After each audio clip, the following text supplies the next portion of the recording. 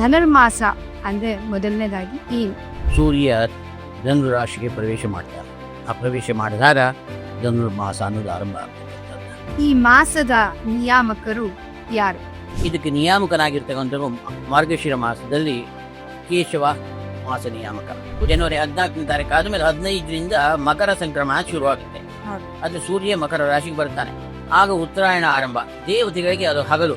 ಅಷ್ಟಲಕ್ಷ್ಮಿ ಅನುಗ್ರಹ ಪಡೆಯೋದಿಲ್ಲ. ಅದಕ್ಕಿಂತ ಕೋಟಿ ಪಟ್ಟು ಹೆಚ್ಚಿನ ಸಂಪಾದನೆ, ಅದೇ ಐಶ್ವರ್ಯ, ಲಕ್ಷ್ಮಿ ಅನುಗ್ರಹ ಈ ಒಂದು ಧನುರ್ಮಾಸದಲ್ಲಿ ಇರ್ತಕ್ಕಂಥದಕ್ಕೆ ಭದ್ರಲಕ್ಷ್ಮಿ ಪೂಜಾ ಅನ್ನೋದು ಬಹಳ ಪ್ರಧಾನವಾಗಿರ್ತಕ್ಕಂಥದ್ದು. ಧನುರ್ಮಾಸದಲ್ಲಿ ಮುದ್ಗಾನ ಅಂದ್ರೆ ಹುಗ್ಗಿಯ ನೈವೇದ್ಯ ವಿಶೇಷ ಅಂತಾರೆ. ಯಾಕೆ? ಆ ಪರಮಾತ್ಮನಿಗೆ ಮುದ್ಗಣ್ಣವನ್ನ ನೈವೇದ್ಯ ಮಾಡಿ ಆಮೇಲೆ ಲಕ್ಷ್ಮೀ ದೇವಿಗೆ ನೈವೇದ್ಯ ಮಾಡುವಾಗ ಲಕ್ಷ್ಮೀ ಪೂಜಾದಿಗಳು ಮಾಡಬೇಕು. ಆಗ ಲಕ್ಷ್ಮಿಯ ಅಧಿಕವಾಗಿರ್ತಕ್ಕಂಥ ಸಂಪತ್ತು ಕೊಡ್ಬಿಡ್ತಾಳೆ ಅಂತ. ಅದು ಅಷ್ಟು ಹೇಳ್ತಿರೋದು ಅಧಿಕ ಫಲ. ಇನ್ನು ಮಾರ್ಗಶಿರ ಮಾಸ ಶ್ರೇಷ್ಠ ಅಂತಾರೆ, ಹೌದಾ? ಇದರ ವಿಶೇಷತೆ ಏನು? ಈ ಮಾರ್ಗಶಿರ ಮಾಸದಲ್ಲಿ ಪ್ರಧಾನವಾಗಿರ್ತಕ್ಕಂಥದ್ದು ನಾಗ ಪೂಜಾ ಹೊಂದಿದೆ. ಪಂಚಮಿ ದಿವಸ ಮುಖ್ಯವಾಗಿರ್ತಕ್ಕಂಥದ್ದು ಷಷ್ಠಿಗಳಲ್ಲಿ ಮಾರ್ಗಶಿರ ಮಾಸದ ಷಷ್ಠಿ ಬಹಳ ವಿಶೇಷ. ಅದು ಯಾರು ಬಿಲ್ಪತ್ರ ಕೆಳಕೊಂಡು ಆ ಲಕ್ಷ್ಮೀ ಸ್ತೋತ್ರ ಲಕ್ಷ್ಮೀ ನೈವೇದ್ಯಾದಿಗಳನ್ನ ಅಲ್ಲಿ ಮಾಡ್ತಾರೋ ಅಂತವ್ರಿಗೆ ಹೆಚ್ಚು ಫಲ ಇದೆ.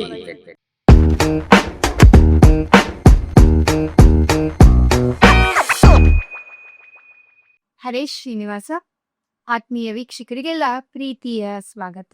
ಇವತ್ತು ನಾವು ಮಾತಾಡ್ತಾ ಇರುವಂತ ವಿಶೇಷ ವಿಚಾರ ಏನಂದ್ರೆ ಧನುರ್ಮಾಸ. ಈ ಧನುರ್ಮಾಸವನ್ನ ಯಾಕೆ ಆಚರಿಸ್ಬೇಕು, ಇದರ ವಿಶೇಷತೆ ಏನು, ಅದರ ಜೊತೆ ಹುಗ್ಗಿ ಅಂದ್ರೆ ಮುದ್ಕಾನ್ನವನ್ನ ಯಾಕೆ ನೈವೇದ್ಯ ಮಾಡಬೇಕು, ಮಾರ್ಗಶಿರ್ಷ ಮಾಸದ ವಿಶೇಷತೆ ಏನು, ಶ್ರೇಷ್ಠತೆ ಏನು, ಈ ಎಲ್ಲದರ ಬಗ್ಗೆ ತಿಳಿಸ್ಕೊಡಕ್ಕೆ ನಮ್ಮ ಜೊತೆ ಇವತ್ತು ನನ್ನ ಫೇವ್ರೇಟ್ ಆಗಿರುವಂತ ನನ್ನ ತಂದೆಯವರು ಇದ್ದಾರೆ. ಸೊ ಅವ್ರನ್ನ ಕಾರ್ಯಕ್ರಮಕ್ಕೆ ಆತ್ಮೀಯವಾಗಿ ಪ್ರೀತಿಯ ಸ್ವಾಗತವನ್ನ ಹೇಳ್ತಾ ಇದ್ದೀನಿ. ಹರೇಶ್ ಶ್ರೀನಿವಾಸ, ನಮಸ್ಕಾರ. ಸೊ ಇವರು ಪಂಡಿತರಾದಂತ ಕೊನಲೂರ್ ಎಸ್ ನಾರಾಯಣಾಚಾರ್. ಸೊ ಇವರಿಗೆ ಪ್ರೀತಿಯ ಸ್ವಾಗತ. ಸೊ ಶುರು ಮಾಡೋಣ. ಈ ಒಂದು ಧನುರ್ಮಾಸ ಅಂದ್ರೆ ಮೊದಲನೇದಾಗಿ ಏನ್ ಅದರ? ಧನುರ್ಮಾಸ ಅಂದ್ರೆ ಸೂರ್ಯನಾರಾಯಣ ದೇವರು ಪ್ರತ್ಯಕ್ಷವಾಗಿರ್ತಕ್ಕಂಥ ಎಲ್ಲರೂ ಕಾಣ್ತಾ ಇರ್ತಕ್ಕಂಥ ಸೂರ್ಯದೇವರು ಒಂದೊಂದು ರಾಶಿಗಳಲ್ಲೂ ಬರ್ತಾ ಇರ್ತಾರೆ. ಹಾಗೆ ಈ ಧನುರ್ ರಾಶಿಯಲ್ಲಿ ಸೂರ್ಯ ಪ್ರವೇಶ ಮಾಡೋದಕ್ಕೆ ಧನುರ್ಮಾಸ ಅಂತ ಹೆಸರು. ಸೂರ್ಯ ಧನುರಾಶಿಯಲ್ಲಿ ಪ್ರವೇಶ ಮಾಡೋದಕ್ಕೆ ಧನುರ್ಮಾಸ ಅಂತ ಹೆಸರು. ಈ ಧನುರ್ಮಾಸ ಮಾರ್ಗಶಿರ ಮಾಸದ ಅಂದರೆ ಈಗ ಬರ್ತಕ್ಕಂಥ 16ನೇ ತಾರೀಕು ದ್ವಾದಶಿ ದಿವಸ ಸೂರ್ಯ ಧನುರಾಶಿಗೆ ಪ್ರವೇಶ ಮಾಡ್ತಾರೆ. ಆ ಪ್ರವೇಶ ಮಾಡಿದಾಗ ಧನುರ್ಮಾಸ ಅನ್ನೋದು ಆರಂಭ ಆಗ್ತಕ್ಕಂಥದ್ದು. ಇಲ್ಲಿಂದ ಇನ್ನು 1 ತಿಂಗಳ ಕಾಲ ಇರುತ್ತೆ. ಅಂದರೆ ಪುಷ್ಯ ಮಾಸದ ಬಹುಳ ಅಂದರೆ ಕೃಷ್ಣ ಪಕ್ಷದ ಏಕಾದಶಿ ದಿನದವರೆಗೂ ಈ ಧನುರ್ಮಾಸ ಅನುಷ್ಠಾನಕ್ಕೆ ಇರ್ತಕ್ಕಂಥದ್ದು. ಪ್ರತಿ ವರ್ಷದಲ್ಲೂ ಕೂಡ ಜನವರಿ 14ನೇ ತಾರೀಕು ಅಂದರೆ ಸೂರ್ಯ ಈಗೇನು ಧನುರ್ಮ ರಾಶಿನಲ್ಲಿ ಬಿಡ್ತಾನೆ, ಮುಂದೆ ಮಕರ ರಾಶಿಗೆ ಬರ್ತಾನೆ. ಆ ಮಕರ ರಾಶಿಗೆ ಬಂದಾಗ ಉತ್ತರಾಯಣ ಪರ್ವಕಾಲ ಅಂತ ಆಗುತ್ತೆ. ಅದೇ ಸೂರ್ಯ ಧನುರಾಶಿಯಿಂದ ಮಕರ ರಾಶಿಗೆ ಬರೋವರೆಗೂ ಈ ಧನುರ್ಮಾಸದ ಅನುಷ್ಠಾನ ಇದೆ. ಈ ಸಂವತ್ಸರದಲ್ಲಿ ಧನುರ್ಮಾಸ ಯಾವಾಗ ಆರಂಭಗೊಳ್ಳುತ್ತೆ, ಯಾವಾಗ ಕೊನೆಗೊಳ್ಳುತ್ತೆ? ಅಂದ್ರೆ 16ನೇ ತಾರೀಕು ಈ ಡಿಸೆಂಬರ್ ಅಲ್ಲಿ ದ್ವಾದಶಿಯಿಂದ ಹಿಡಿದು ಏನ್ ಬರ್ತಕ್ಕಂಥ ಮಂಗಳವಾರ ದ್ವಾದಶಿ ಬರ್ತಾ ಇದೆ, ಅವತ್ತು ಆರಂಭ ಆಗ್ತಕ್ಕಂಥದ್ದು. 16-12-2025 ಆರಂಭ ಆಗುತ್ತೆ. ಮುಂದೆ 14-1 ಅಂದರೆ ಜನವರಿ ಅಂದರೆ ಪುಷ್ಯ ಮಾಸದ ಕೃಷ್ಣ ಪಕ್ಷದ ಏಕಾದಶಿ ದಿವಸ ಬರುತ್ತೆ. ಅಂದರೆ 14-1-2026 ಈ ಧನುರ್ಮಾಸ ಇರುತ್ತೆ. ಅಂದ್ರೆ ಧನುರ್ಮಾಸ ಆರಂಭ ಆಗೋದು 16-12-25 14-1-26 ಇರ್ತಕ್ಕಂಥದ್ದಾಗುತ್ತೆ. ಸೊ ಈ ಒಂದು ಮಾಸದ ಅಂದರೆ ಈ ಒಂದು ಮಾಸದಲ್ಲಿ ಆ ಧನುರ್ಮಾಸದ ಅನುಷ್ಠಾನ ಮಾಡೋದು ಬಹಳ ಶ್ರೇಷ್ಠವಾಗಿರ್ತಕ್ಕಂಥದ್ದು. ಈ ಮಾಸದ ನಿಯಾಮಕರು ಯಾರು? ಧನುರ್ಮಾಸದ ನಿಯಾಮಕ ಅಂದ್ರೆ ಧನುರ್ನಾರಾಯಣ ಅಂತಾನೆ ಹೇಳ್ತಾರೆ. ಈ ಧನುರ್ಮಾಸ ಮಾರ್ಗಶಿರ ಮಾಸದಿಂದ ಆರಂಭ ಆಗುತ್ತೆ. ಮಾರ್ಗಶಿರ ಮಾಸ ಈಗ ನಡೀತಾ ಇದೆ. ಮಾರ್ಗಶಿರ ಮಾಸದಿಂದ ಪುಷ್ಯ ಮಾಸದವರೆಗೂ ಇರುತ್ತೆ. ಇದಕ್ಕೆ ನಿಯಾಮಕನಾಗಿರ್ತಕ್ಕಂಥದ್ದು ಮಾರ್ಗಶಿರ ಮಾಸದಲ್ಲಿ ಕೇಶವ ಮಾಸ ನಿಯಾಮಕ. ಇನ್ನು ಪುಷ್ಯ ಮಾಸದಲ್ಲಿ ಸಾಕ್ಷಾತ್ ಲಕ್ಷ್ಮೀನಾರಾಯಣರೇ ಇರ್ತಾರೆ. ಭಗವದ್ಗೀತಾ ಅಂತಕ್ಕಂಥದ್ದು ಕೂಡ ಈ ಮಾರ್ಗಶಿರ ಮಾಸದಲ್ಲಿ ಬರ್ತಕ್ಕಂಥದ್ದಾಗುತ್ತೆ. ಮಾರ್ಗಶಿರ ಮಾಸದ ಅನುಷ್ಠಾನದಲ್ಲಿ ಗೀತಾ ಜಯಂತಿ ಬರ್ತಕ್ಕಂಥದ್ದು. ಅದು ಅರ್ಜುನನಿಗೆ ಕೃಷ್ಣ ಉಪದೇಶ ಮಾಡಿರ್ತಕ್ಕಂಥ ಭಗವದ್ಗೀತಾ ಆ ಜಯಂತಿ ಉತ್ಪತ್ತಿ ಆಗಿರ್ತಕ್ಕಂಥದ್ದು ಈ ಮಾರ್ಗಶಿರ ಮಾಸದಲ್ಲಿ. ಈ ಮಾರ್ಗಶಿರ ಮಾಸದಿಂದಲೇ ಆ ಉತ್ಕೃಷ್ಟವಾಗಿದ್ದಂಥ ಕೌರವ ಪಾಂಡವರ ಯುದ್ಧ ಅನ್ನತಕ್ಕಂಥದ್ದಾಗುತ್ತೆ 18 ದಿವಸಗಳ ಕಾಲ. ಗೀತಾ ಉಪದೇಶ ಮಾಡಿದ್ದು ಕೂಡ ಈ ಮಾರ್ಗಶಿರ ಮಾಸದಲ್ಲೇ. ಗೀತಾ ಜಯಂತಿ ಬರ್ತಕ್ಕಂಥದ್ದಿದೆ. ಈ ಆಷಾಢ ಮಾಸ ಅಂತಕ್ಕಂಥದ್ದು ಏನಿದೆ ಅದು ಅಂತ ದಕ್ಷಿಣಾಯನ ಉತ್ತರಾಯಣ ಅಂತ ಎರಡಿದೆ ನಮಗೆ ವರ್ಷಗಳಲ್ಲಿ. 6 ತಿಂಗಳು ದಕ್ಷಿಣಾಯನ, 6 ತಿಂಗಳು ಉತ್ತರಾಯಣ ಇರ್ತಕ್ಕಂಥದ್ದು. ದೇವತೆಗಳಿಗೆ ಇದು ರಾತ್ರಿ ಕಾಲ ದಕ್ಷಿಣಾಯನ. ಅದೇ ಅದು ಕರ್ಕಾಟಕ ಸಂಕ್ರಮಣದಿಂದ ಆರಂಭ ಆಗುತ್ತೆ. ಕರ್ಕಾಟಕ ಸಂಕ್ರಮಣ ಆಯ್ತು ಅಂದ್ರೆ ಅದು ದೇವತೆಗಳಿಗೆ ರಾತ್ರಿಯ ಕಾಲ, ಅದೇ ದಕ್ಷಿಣಾಯನವನ್ನ ರಾತ್ರಿಯ ಕಾಲ ಅಂತ. ಈಗ ನಾಡ ಬರ್ತಕ್ಕಂಥ ಏನು ಜನವರಿ ಇದೆಯಲ್ಲ, ಜನವರಿ 14ನೇ ತಾರೀಕು ಆದ್ಮೇಲೆ 15ರಿಂದ ಮಕರ ಸಂಕ್ರಮಣ ಶುರುವಾಗುತ್ತೆ. ಹೌದು. ಅದು ಸೂರ್ಯ ಮಕರ ರಾಶಿಗೆ ಬರ್ತಾನೆ, ಆಗ ಉತ್ತರಾಯಣ ಆರಂಭ. ದೇವತೆಗಳಿಗೆ ಅದು ಹಗಲು. ಇವಾಗ ನಾವು ಬ್ರಾಹ್ಮಿ ಮುಹೂರ್ತದಲ್ಲಿ ಹೇಳ್ಬೇಕು ಅನ್ನೋದು ಹೇಗಿದೆಯೋ ಹಾಗೆ ದೇವತೆಗಳು ಕೂಡ ಬ್ರಾಹ್ಮಿ ಮುಹೂರ್ತ ಅವ್ರಿಗಿರ್ತಕ್ಕಂಥ ಬ್ರಾಹ್ಮಿ ಮುಹೂರ್ತದಲ್ಲಿ ಹೇಳ್ತಾರೆ. ಆ ಹೇಳೋದು ಯಾವಾಗ ಅಂದ್ರೆ ಕಾರ್ತೀಕ ಮಾಸದ ತುಳಸಿ ಹಬ್ಬ ಬರುತ್ತಲ್ಲ, ಅದು ಉತ್ಥಾನದ ಅಂದ್ರೆ ಪರಮಾತ್ಮ ಮಲಗಿ ಬಿಟ್ಟಿರ್ತಾರೆ. ಆಷಾಢ ಶುದ್ಧ ಏಕಾದಶಿ ಮುದ್ರಾದಾನ ಮಾಡ್ಕೊಳ್ಳೋದುಂಟು. ಸೊ ಆಷಾಢ ಶುದ್ಧ ಏಕಾದಶಿ ದಿವಸ ಅದು ಆ ಸಂದರ್ಭದಲ್ಲಿ ಅವರಿಗೆ ದಕ್ಷಿಣಾಯನ ಅನ್ನೋದು ರಾತ್ರಿ ಆಗಿರುತ್ತೆ. ನಮ್ಮ ದಕ್ಷಿಣಾಯನ ಅವರಿಗೆ ರಾತ್ರಿ ಕಾಲ. ಆ ರಾತ್ರಿ ಕಾಲದಲ್ಲಿ ದೇವತೆಗಳಲ್ಲಿ ಇರ್ತಕ್ಕಂಥ ರಾತ್ರಿ ಕಾಲದ ಅಭಿಮಾನಿ ದೇವತೆ ಹೇಳ್ತಾರೆ, ರಾತ್ರಿ ಎಲ್ಲ ಮಲಗಿಬಿಟ್ಟಿರ್ತಾರೆ. ಹೌದಾ, ರಾತ್ರಿ ನಾವು ಮಲ್ಕೊಂಡಿವಲ್ಲ, ಅದಕ್ಕೆ ದೇವತೆಗಳು ಕೂಡ ಕೂತ್ಕೊಂಡ್ಬಿಟ್ಟಿರ್ತಾರೆ. ನನಗೆ ಮರ್ಯಾದೆನೇ ಇರಲ್ಲ, ಸ್ಥಾನಮಾನಗಳಿರಲ್ಲ. ಹಾಗಲ್ಲಾದ್ರೆ ಎಲ್ಲರೂ ದೇವತೆಗಳು ಇದ್ದಿರ್ತಾರೆ, ಎಲ್ಲರೂ ಜನರು ಕೂಡ ಅವ್ರ ಉಪಾಸನೆ ಮಾಡ್ತಾರೆ, ನಿನ್ನ ಆರಾಧನೆ ಆಗುತ್ತೆ. ರಾತ್ರಿ ಕಾಲದಲ್ಲಿ ದೇವತೆಗಳಿಗೆ ಏನ್ ಕೆಲಸ ಇರಲ್ಲ, ಅವ್ರ ರಾತ್ರಿ ಭಾಗ. ಆದ್ರಿಂದ ನನ್ನನ್ನು ಯಾರು ಕೇಳೋರಿಲ್ಲ ಅಂತ ಒಮ್ಮೆ ಈ ದೇವೇಂದ್ರನ ತಮ್ಮನಾಗಿ ಬಂದಿರತಕ್ಕಂಥ ವಾಮನ ಅಭಿನಯನಾಗಿರ್ತಕ್ಕಂಥ ತ್ರಿವಿಕ್ರಮ ಗಂಗಾ ಜನಕ ಅವನು ಒಂದು ರೂಪದಲ್ಲಿ ದೇವೇಂದ್ರನ ರೂಪದಲ್ಲಿ ಇರ್ತಾರೆ, ಉಪೇಂದ್ರ ಅನ್ನೋ ರೂಪದಲ್ಲಿ. ಆ ಉಪೇಂದ್ರ ರೂಪಿ ಪರಮಾತ್ಮ ಮೇರು ಪರ್ವತದ ಮೇಲ್ಭಾಗದಲ್ಲಿ ಬಂದು ವಿಶ್ರಾಂತಿಗೆ ಅಂತ ಅಲ್ಲಿ ಬಂದಿರ್ತಾನೆ. ಆಗ ಈ ದಕ್ಷಿಣಾಯನ ಆಗಿರ್ತಾರೆ. ದಕ್ಷಿಣಾಯನದ ಅಂದ್ರೆ ದೇವತೆಗಳ ರಾತ್ರಿ ಕಾಲದ ಅಭಿಮಾನಿ ದೇವತೆ ಬಂದು ಆ ಉಪೇಂದ್ರನ ಪ್ರಾರ್ಥನೆ ಮಾಡುತ್ತೆ. ಸ್ವಾಮಿ, ಈಗ ನನ್ನನ್ನು ಯಾರು ನೋಡೋರಿಲ್ಲ, ಕೇಳೋರಿಲ್ಲ, ದೇವತೆಗಳ ರಾತ್ರಿ ಆಗೋಗಿದೆ, ನನ್ನನ್ನು ಯಾರು ಪ್ರಯೋಜನ ಇಲ್ಲದಾಗ ಆಗೋಗಿದ್ದೀನಿ ನಾನು. ನನ್ನ ಇದರಲ್ಲಿ ಕೂಡ ನನಗೂ ಈ ಚಟುವಟಿಕೆ ಲವಲವಿಕೆ ಉತ್ಪತ್ತಿ ಆಗ್ಬೇಕಾದ್ರೆ ನನ್ನ ಕಾಲದಲ್ಲೂ ಕೂಡ ಜನಗಳು ಉಪಾಸನೆ ಮಾಡ್ಬೇಕು, ದೇವತೆಗಳು ಆರಾಧಿಸ್ಬೇಕು. ಅಂತಹದ್ದು ನನಗೆ ಇಲ್ದಾಗ ಆಗೋಗಿದೆ ಅಂದಾಗ ಚಿಂತೆ ಪಡ್ಬೇಡ. ಈ ದೇವತೆಗಳ ರಾತ್ರಿ ಕಾಲದಲ್ಲಿ ನಾನು ವಿಶೇಷ ಪುಣ್ಯವನ್ನು ಕೊಡ್ತೀನಿ ಜನಗಳಿಗೆ. ಈಗೆದ್ದು ಸಾಧನೆ ಮಾಡೋರಿಗೆ ಹೆಚ್ಚು ಫಲ ಇದೆ ಅಂತ ಹೇಳ್ತಾನೆ. ಹಾಗಾಗಿ ಅದೇ ಆಷಾಢ ಶುದ್ಧ ಏಕಾದಶಿ ಅವತ್ತಿನ ದಿವಸ ಪರಮಾತ್ಮ ಮಲಗಿ ಬಿಡ್ತಾರೆ. ಮಲಗಿದ್ದನ್ನು ಉತ್ವಾನದಾಚಿ ಹೇಳ್ತಾರೆ. ಆ ಉತ್ವಾನದ್ವಾಚಿ ಅಂತಕ್ಕಂಥದ್ದು ದೇವತೆಗಳಿಗೆ ಉಷಾ ಕಾಲ, ಬ್ರಾಹ್ಮಿ ಮುಹೂರ್ತ ಕಾಲ. ಸೊ ಅದಕ್ಕೆ ಉತ್ವಾನದಾಚಿ ತುಳಸಿ ವಿವಾಹ ಮಾಡ್ತಾರೆ, ಕೃಷ್ಣನಿಗೂ ಇಟ್ಕೊಟ್ಟು. ಆ ಒಂದು ಸಂದರ್ಭದಲ್ಲಿ ದೇವತೆಗಳಲ್ಲಿ ಎಚ್ಚರವಾಗಿದ್ದಾರೆ, ಭಗವಂತನ ಉಪಾಸನೆ ಮಾಡ್ತಾನೆ, ಶ್ರೀಚಿಕ್ರಮಗಳೆಲ್ಲ ಚಿಂತನೆ ಮಾಡ್ತಾ ಇರ್ತಾರೆ. ಅಂದ್ರೆ ದೇವತೆಗಳು ಪ್ರಾತಸ್ಮರಣೀಯನಾಗಿರ್ತಕ್ಕಂಥ ಪರಮಾತ್ಮನ ಉಪಾಸನೆ ಮಾಡತಕ್ಕಂಥ ಕಾಲ ಅದು. ಅದು ಉತ್ವಾನದಾಚಿ. ಅಂದ್ರೆ ಈ ಉತ್ವಾನದಾಚಿ ಆದರೆ ಕಾರ್ತಿಕ ಮಾಸದಲ್ಲಿ ಕಾರ್ತಿಕ ರಾಧಾ ದಾಮೋದರ ಇರ್ತಾರೆ, ಅಭಿಮಾನಿ ದೇವತೆ ಪರಮಾತ್ಮ ಸ್ವಾಮಿ ಆಯಿತು. ಇನ್ನು ಕಾರ್ತಿಕ ಮಾಸದ ರಾಧಾ ದಾಮೋದರ, ಇನ್ನು ಮಾರ್ಗಶಿರ ಮಾಸದಲ್ಲಿ ಅಂದ್ರೆ ಆಷಾಢ ಶುರುವಾಗುತ್ತೆ. ಅಂದ್ರೆ ಶ್ರವಣ ಮತ್ತು ಭಾದ್ರಪದ ಮಾಸ ಒಂದು ಯಾಮ, ಆಶ್ವೇಜ ಕಾರ್ತಿಕ ಇನ್ನೊಂದು ಯಾಮ, ಮಾರ್ಗಶಿರ ಪುಷ್ಯ ಮತ್ತೊಂದು ಯಾಮ. 6 ತಿಂಗಳಲ್ಲಿ ಹಾಗೆ ವಿಭಾಗ ಆಗುತ್ತೆ. ಅಂದ್ರೆ ಮೊದಲ 2 ಯಾಮಗಳಲ್ಲಿ ನಾನು ನಿದ್ದೆ ಮಾಡಿರ್ತೀನಿ ಅಂತ ಪರಮಾತ್ಮ. ಹಾಗಾಗಿ ಆಷಾಢ ಶುದ್ಧ ಏಕಾದಶಿ ಅವನು ಇದ್ ಮಾಡಿರ್ತಾನೆ, ಉತ್ವಾನ ದ್ವಾಸಿ ಹೇಳ್ತಾನೆ, ಕಾರ್ತಿಕ ಮಾಸದ ತುಳಸಿ ಹಬ್ಬ ಅವಾಗ ಆಗುತ್ತೆ. ಆ ಒಂದು ಸಂದರ್ಭದಿಂದ ರಾಧಾ ದಾಮೋದರ ಇರ್ತಾರೆ. ಮುಂದೆ ಮಾರ್ಗಶಿರ ಮಾಸಕ್ಕೆ ಕೇಶವ ನಿಯಾಮಕ. ಮಾರ್ಗಶಿರ ಮಾಸದ ನಿಯಾಮಕ ಯಾರು? ಕೇಶವ. ಇಲ್ಲಿ ಗೀತಾ ಉಪದೇಶ ಮಾಡುವಾಗ ಅರ್ಜುನಿಗೆ ಹೇಳ್ತಾನೆ, ಮಾಸಾನ ಮಾರ್ಗಶೀರ್ಷ ಆತ ಮಾರ್ಗಶಿರ ಮಾಸದಲ್ಲಿ ನಾನು ಇರ್ತೀನಿ ಅಂತ. ಮಾರ್ಗಶಿರ ಮಾಸದಲ್ಲಿ ಕೃಷ್ಣ ಇರ್ತಾರೋ, ಕೇಶವ ಇರ್ತಾರೋ, ರಾಧಾ ದಾಮೋದರನ ಮುಂದೆ ಇರ್ತಾರೋ, ಅದ ಎಲ್ಲರಿಗೂ ಶ್ರೀಮನ್ನಾರಾಯಣದೇ.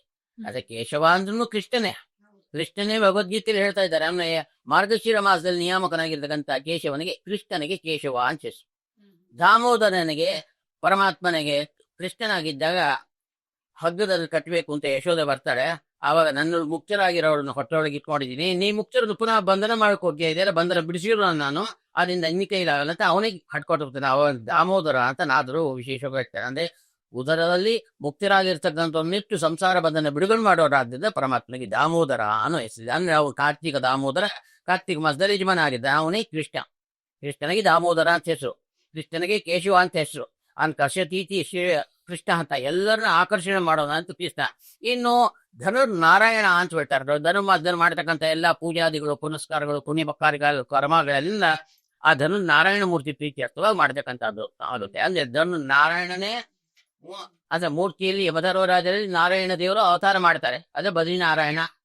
ಆ ನಾರಾಯಣನೇ ಈ ಪುಷ್ಯ ಮಾಸಕ್ಕೂ ನಿಯಾಮಕನಾಗಿದ್ದಾನೆ. ಅಂದಮೇಲೆ ಪುಷ್ಯ ಮಾಸಕ್ಕೆ ಲಕ್ಷ್ಮೀನಾರಾಯಣರು ನಿಯಾಮಕರು ಮಾಸಕ್ಕೆ. ಇನ್ನು ಧನುರ್ನಾರಾಯಣರ ಅದೇ ನಾರಾಯಣನೇ ಇರ್ತಾನೆ. ಅಂದ್ರೆ ಆ ನಾರಾಯಣ ರೂಪಿ ಪರಮಾತ್ಮನ ಬೆಳಗ್ಗೆ ಎದ್ದು ಸ್ಮರಣೆ ಮಾಡಬೇಕು. ಪ್ರಾಣ ಬಿಡುವಾಗಲೂ ನಾರಾಯಣ ಸ್ಮರಣೆ ಮಾಡಬೇಕಾಗಿರ್ತಕ್ಕಂಥ ಈ ಧನುರ್ನಾರಾಯಣನಿಗೆ ಏರ್ಪಾಡು ಮಾಡ್ತಕ್ಕಂಥದ್ದಿದೆ. ಆಮೇಲೆ ಹಾಗಾಗಿ ಮುಂಜಾನೆ ಬೇಗ ಎದ್ದು ದೇವತೆಗಳು ಎದ್ದಿರ್ತಾರೆ. ಈಗ ಎದ್ದವರೆಲ್ಲ ಅಷ್ಟು ನೀವು ಒಳ್ಳೆಯದಾಗಿ ಸುಖವಾಗಿ ಇಂಥ ದೇವತೆಗಳು ಹರಿಸ್ತಾ ಇರ್ತಾರೆ. ಅಂದ್ರೆ ನಾವು ಕೂಡ ಆ ಕಾಲದಲ್ಲಿ ಅದರಲ್ಲಿ ಮಾರ್ಗಶಿರ ಮಾಸ ಬಂದಾಗ ಈ ಧನುರ್ ರಾಶಿಯಲ್ಲಿ ಸೂರ್ಯ ಪ್ರವೇಶ ಮಾಡಿದಾಗ ಧನುರ್ನಾರಾಯಣ ಅಂತಕ್ಕಂಥದ್ದು ಅವನಿಗೆ ಪ್ರಿಯವಾಗಿರ್ತಕ್ಕಂಥದ್ದು. ಆ ಸಂದರ್ಭದಲ್ಲಿ ಧನುರ್ಮಾಸದ ಅನುಷ್ಠಾನ ಮಾಡಲೇಬೇಕಾಗಿರ್ತಕ್ಕಂಥದ್ದು. ಧನುರ್ಮಾಸದ ಅನುಷ್ಠಾನ ಮಾಡೋರಿಗೆ ಹೆಚ್ಚೆಚ್ಚಿನ ಪುಣ್ಯಗಳಿರ್ತಕ್ಕಂಥದ್ದಿದೆ. ಅಂದರೆ ಈ ಒಂದು ಮಾಸಕ್ಕೆ ಪರಮಾತ್ಮ ಇಲ್ಲಿರ್ತಾನೆ ಅಂತಂದ್ಮೇಲೆ ಲಕ್ಷ್ಮೀ ದೇವಿ ಇಲ್ಲಿ ಪ್ರಧಾನವಾಗಿರ್ತಾಳೆ. ನಾವು ಶ್ರಾವಣ ಮಾಸದ ಶುಕ್ರವಾರ ದಿವಸ ಲಕ್ಷ್ಮೀ ವ್ರತ ಮಾಡ್ತೀವಲ್ಲ, ವರಮಹಾಲಕ್ಷ್ಮಿ ಹಬ್ಬ ಮಾಡ್ತೀವಲ್ಲ. ಆ ವರಮಹಾಲಕ್ಷ್ಮಿ ಹಬ್ಬ ಮಾಡಿ ಏನ್ ಪುಣ್ಯ ಸಂಪಾದನೆ ಮಾಡೋದು, ಹೆಚ್ಚು ಅಷ್ಟಲಕ್ಷ್ಮಿ ಅನುಗ್ರಹ ಪಡೆಯೋದಿಲ್ಲ. ಅದಕ್ಕಿಂತ ಕೋಟಿ ಪಟ್ಟು ಹೆಚ್ಚಿನ ಸಂಪಾದನೆ, ಅದೇ ಐಶ್ವರ್ಯ, ಲಕ್ಷ್ಮಿ ಅನುಗ್ರಹ ಈ ಒಂದು ಧನುರ್ಮಾಸದಲ್ಲಿ ಇರ್ತಕ್ಕಂಥ ಅದಕ್ಕೆ ಭದ್ರಲಕ್ಷ್ಮಿ ಪೂಜಾ ಅನ್ನೋದು ಬಹಳ ಪ್ರಧಾನವಾಗಿರ್ತಕ್ಕಂಥದ್ದು. ಇದೇ ಮುಂದೆ ಅದ್ರಲ್ಲಿ ಹೇಳ್ತಕ್ಕಂಥ ವಣಾಕಿ. ಅದೇ ಇನ್ನು ಧನುರ್ ವ್ಯತಿಪಾತ ಅಂತ ಹೇಳ್ತಾರೆ. ಏನು ಹಾಗಂದ್ರೆ ಆಗ ಮಾಡ್ಬೇಕಾದಂತಹ ಕಾರ್ಯಗಳು ಏನಾದ್ರೂ ಇದೆಯಾ? ಬಹಳ ವಿಶೇಷವಾಗಿರ್ತಕ್ಕಂಥದ್ದು. ಇದು ಏನು ಅಂದ್ರೆ ಸೂರ್ಯ ಅದೇ ಗ್ರಹಗಳು ಅವು ಸಂಚಾರದಲ್ಲೇ ಇರುತ್ತೆ. ಅವರವರ ಆಕ್ಸಿಸ್ ತಮ್ಮ ಇದರಲ್ಲಿ ತಾವು ಸಂಚಾರ ಮಾಡ್ತಾ ಇರ್ತಾರೆ.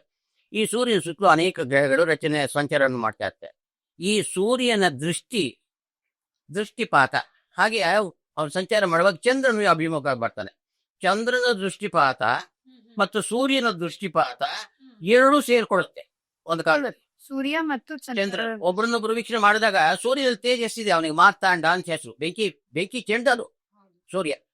ಅಂಥ ಸೂರ್ಯನಲ್ಲಿರ್ತಕ್ಕಂಥ ಕಿರಣದ ರಶ್ಮಿಯ ಒಂದು ಶ್ರೇಷ್ಠವಾಗಿರ್ತಕ್ಕಂಥ ವೀರ್ಯದ ಭರ ಅದು ಆ ರಶ್ಮಿ ಮುಖಾಂತರ ಬರ್ತಕ್ಕಂಥ ಅವನ ದೃಷ್ಟಿ.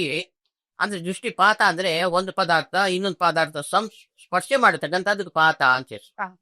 ಆಮೇಲೆ ಸೂರ್ಯನ ದೃಷ್ಟಿಪಾತ ಚಂದ್ರನ ದೃಷ್ಟಿಪಾತ ಏಕಕಾಲದಲ್ಲಿ ಒಂದು ಕಡೆ ಸೇರುತ್ತಲ್ಲ, ಆ ಸೇರಿದಾಗ ಒಂದು ಬೃಹದಾಕಾರವಾಗಿರ್ತಕ್ಕಂಥ ಭೂಮ್ಯಾಕಾಶವಿರ್ತಕ್ಕಂಥ ಘೋರ ರೂಪ ಉತ್ಪತ್ತಿ ಆಗುತ್ತೆ, ತೇಜಸ್ಸಿನ ರೂಪ. ಆ ತೇಜಸ್ಸಿನ ರೂಪನೇ ವ್ಯತಿಪಾತ ಅಂತ ಹೆಸರು ಅದಕ್ಕೆ. ಸೂರ್ಯನ ದೃಷ್ಟಿಪಾತ ಚಂದ್ರನ ದೃಷ್ಟಿಪಾತ ಸಮ್ಮಿಳಿತವಾಗಿ ಅದು ಉತ್ಪತ್ತಿ ಆಗೋದೇ ವ್ಯತಿಪಾತ ಅಂತ. ಈ ವ್ಯತಿಪಾತ ಅನ್ನೋದು ಬಹಳ ಶ್ರೇಷ್ಠವಾಗಿರ್ತಕ್ಕಂಥದ್ದು. ಈ ಧನುರ್ಮಾಸದಲ್ಲಿ ಕೂಡ ಧನುರ್ ವ್ಯತಿಪಾತ ಅಂತಕ್ಕಂಥದ್ದು ಬೇರೆ ಇದೆ. ಅದನ್ನ ಹೇಳ್ತಾರೆ, ಚಂದ್ರ ಅಕ್ಕಯೋ ನಯನ ವೀಕ್ಷಣ ಜಾತ ಮೂರ್ತಿ. ಅಲ್ಲಿ ಉತ್ಪತ್ತಿ ಆಗಿರ್ತಕ್ಕಂಥ ಮೂರ್ತಿಯೇ ಈ ವ್ಯತಿಪಾತ ಅಂತಕ್ಕಂಥದ್ದು. ಇನ್ನು ಆ ವಿಶೇಷವಾಗಿರ್ತಕ್ಕಂಥ ಕಾಲಾನಲ ದ್ಯುತಿರು ನಿಭಃ, ಅವನು ಹೇಗಿದ್ದಾನೆ, ತೇಜಸ್ಸು ಪ್ರಳಯ ಕಾಲದ ರುದ್ರನಂತೆ ಇದ್ದಾನೆ. ರುದ್ರದೇವರ ಅನುಗ್ರಹವೂ ಅವನಲ್ಲಿದೆ. ಇನ್ನು ಪ್ರಳಯ ಕಾಲ ಅಂದ್ರೆ ಅದು ಮಹಾಪ್ರಳಯದಲ್ಲಿ ಆದಿಶೇಷನ ಅಂತರ್ಯಾಮಿ ಆಗಿರ್ತಕ್ಕಂಥ ಸಂಕರ್ಷಣ ರೂಪಿ ಪರಮಾತ್ಮ, ಆ ಸಂಕರ್ಷಣ ರೂಪಿ ಇಡೀ ಅದರ ಶೋಕವನ್ನು ಭಸ್ಮ ಮಾಡ್ತಾರಂತೆ. ಅಂದ್ರೆ ಆ ಸಂಕರ್ಷಣ ರೂಪಿಯ ಸನ್ನಿಧಾನವು ಇನ್ನು ಮೂರ್ಲೋಕಗಳ ಆವುಗಳನ್ನು ನೋಡ್ಕೊಂಡು ಆಮೇಲೆ ಭಸ್ಮ ಮಾಡತಕ್ಕಂಥ ಲಯಕಾರಕನಾಗಿರ್ತಕ್ಕಂಥ ರುದ್ರನ ಸನ್ನಿಧಾನವು ಈ ವ್ಯತಿಪಾತ್ರದೊಳಗಿರುತ್ತೆ. ಅಷ್ಟು ಭಯಂಕರವಾಗಿರ್ತಕ್ಕಂಥ ಮೂರ್ತಿ ಆಗುತ್ತೆ. ಜಾತ ಮೂರ್ತಿ ಅಂತ ಹೇಳ್ತಾರೆ. ಚಂದ್ರ ಅಕ್ಕ ದಯನೋಹೋ ವೀಕ್ಷಣ ಅಂತ ಹೇಳ್ತಾರೆ. ಸೂರ್ಯ ಚಂದ್ರರ ಒಂದು ವೀಕ್ಷಣೆಯಿಂದ ಉತ್ಪತ್ತಿಯಾಗಿರ್ತಕ್ಕಂಥ ಶ್ರೇಷ್ಠವಾಗಿರ್ತಕ್ಕಂಥ ಮೂರ್ತಿ ಇದು.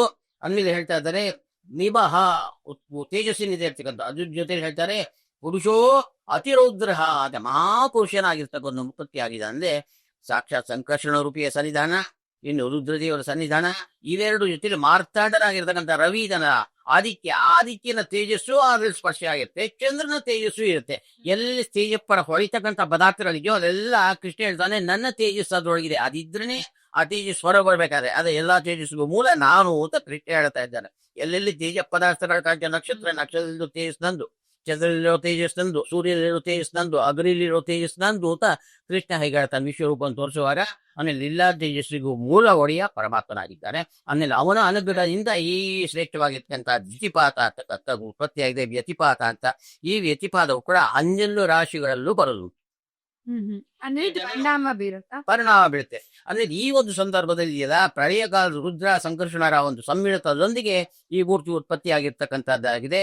ವ್ಯತಿಪಾತ ಅಂತಕ್ಕಂಥದ್ದು ಶ್ರೇಷ್ಠವಾಗಿರ್ತಕ್ಕಂಥ ಸ್ನಾನ ಶುಚಿ ಮತ್ತೊಂದು ಮನಸ್ಸು ನಿರ್ಮಲ ಎಲ್ಲ ಮಾಡಿಕೊಂಡು ಪಿತೃ ಕಾರ್ಯ ಮಾಡೋದ್ರಲ್ಲಿ ಅಧಿಕವಾದ ಫಲ ಐತಿ.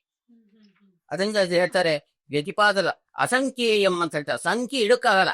ನಿಮ್ಮ ಪುಣ್ಯ ಎಷ್ಟು ಬರುತ್ತೆ ಅಂದ್ರೆ ಇಷ್ಟು ಅಷ್ಟು ಹೇಳಕ್ಕಾಗಲ್ಲ. ಅಸಾಧಾರಣವಾಗಿರ್ತಕ್ಕಂಥ ಪುಣ್ಯದ ರಾಶಿಯೇ ನಿಮ್ಮ ಮುಗಿಯ ಸೇರುತ್ತೆ ಈ ಪಿತೃ ಕಾರ್ಯದಲ್ಲಿ.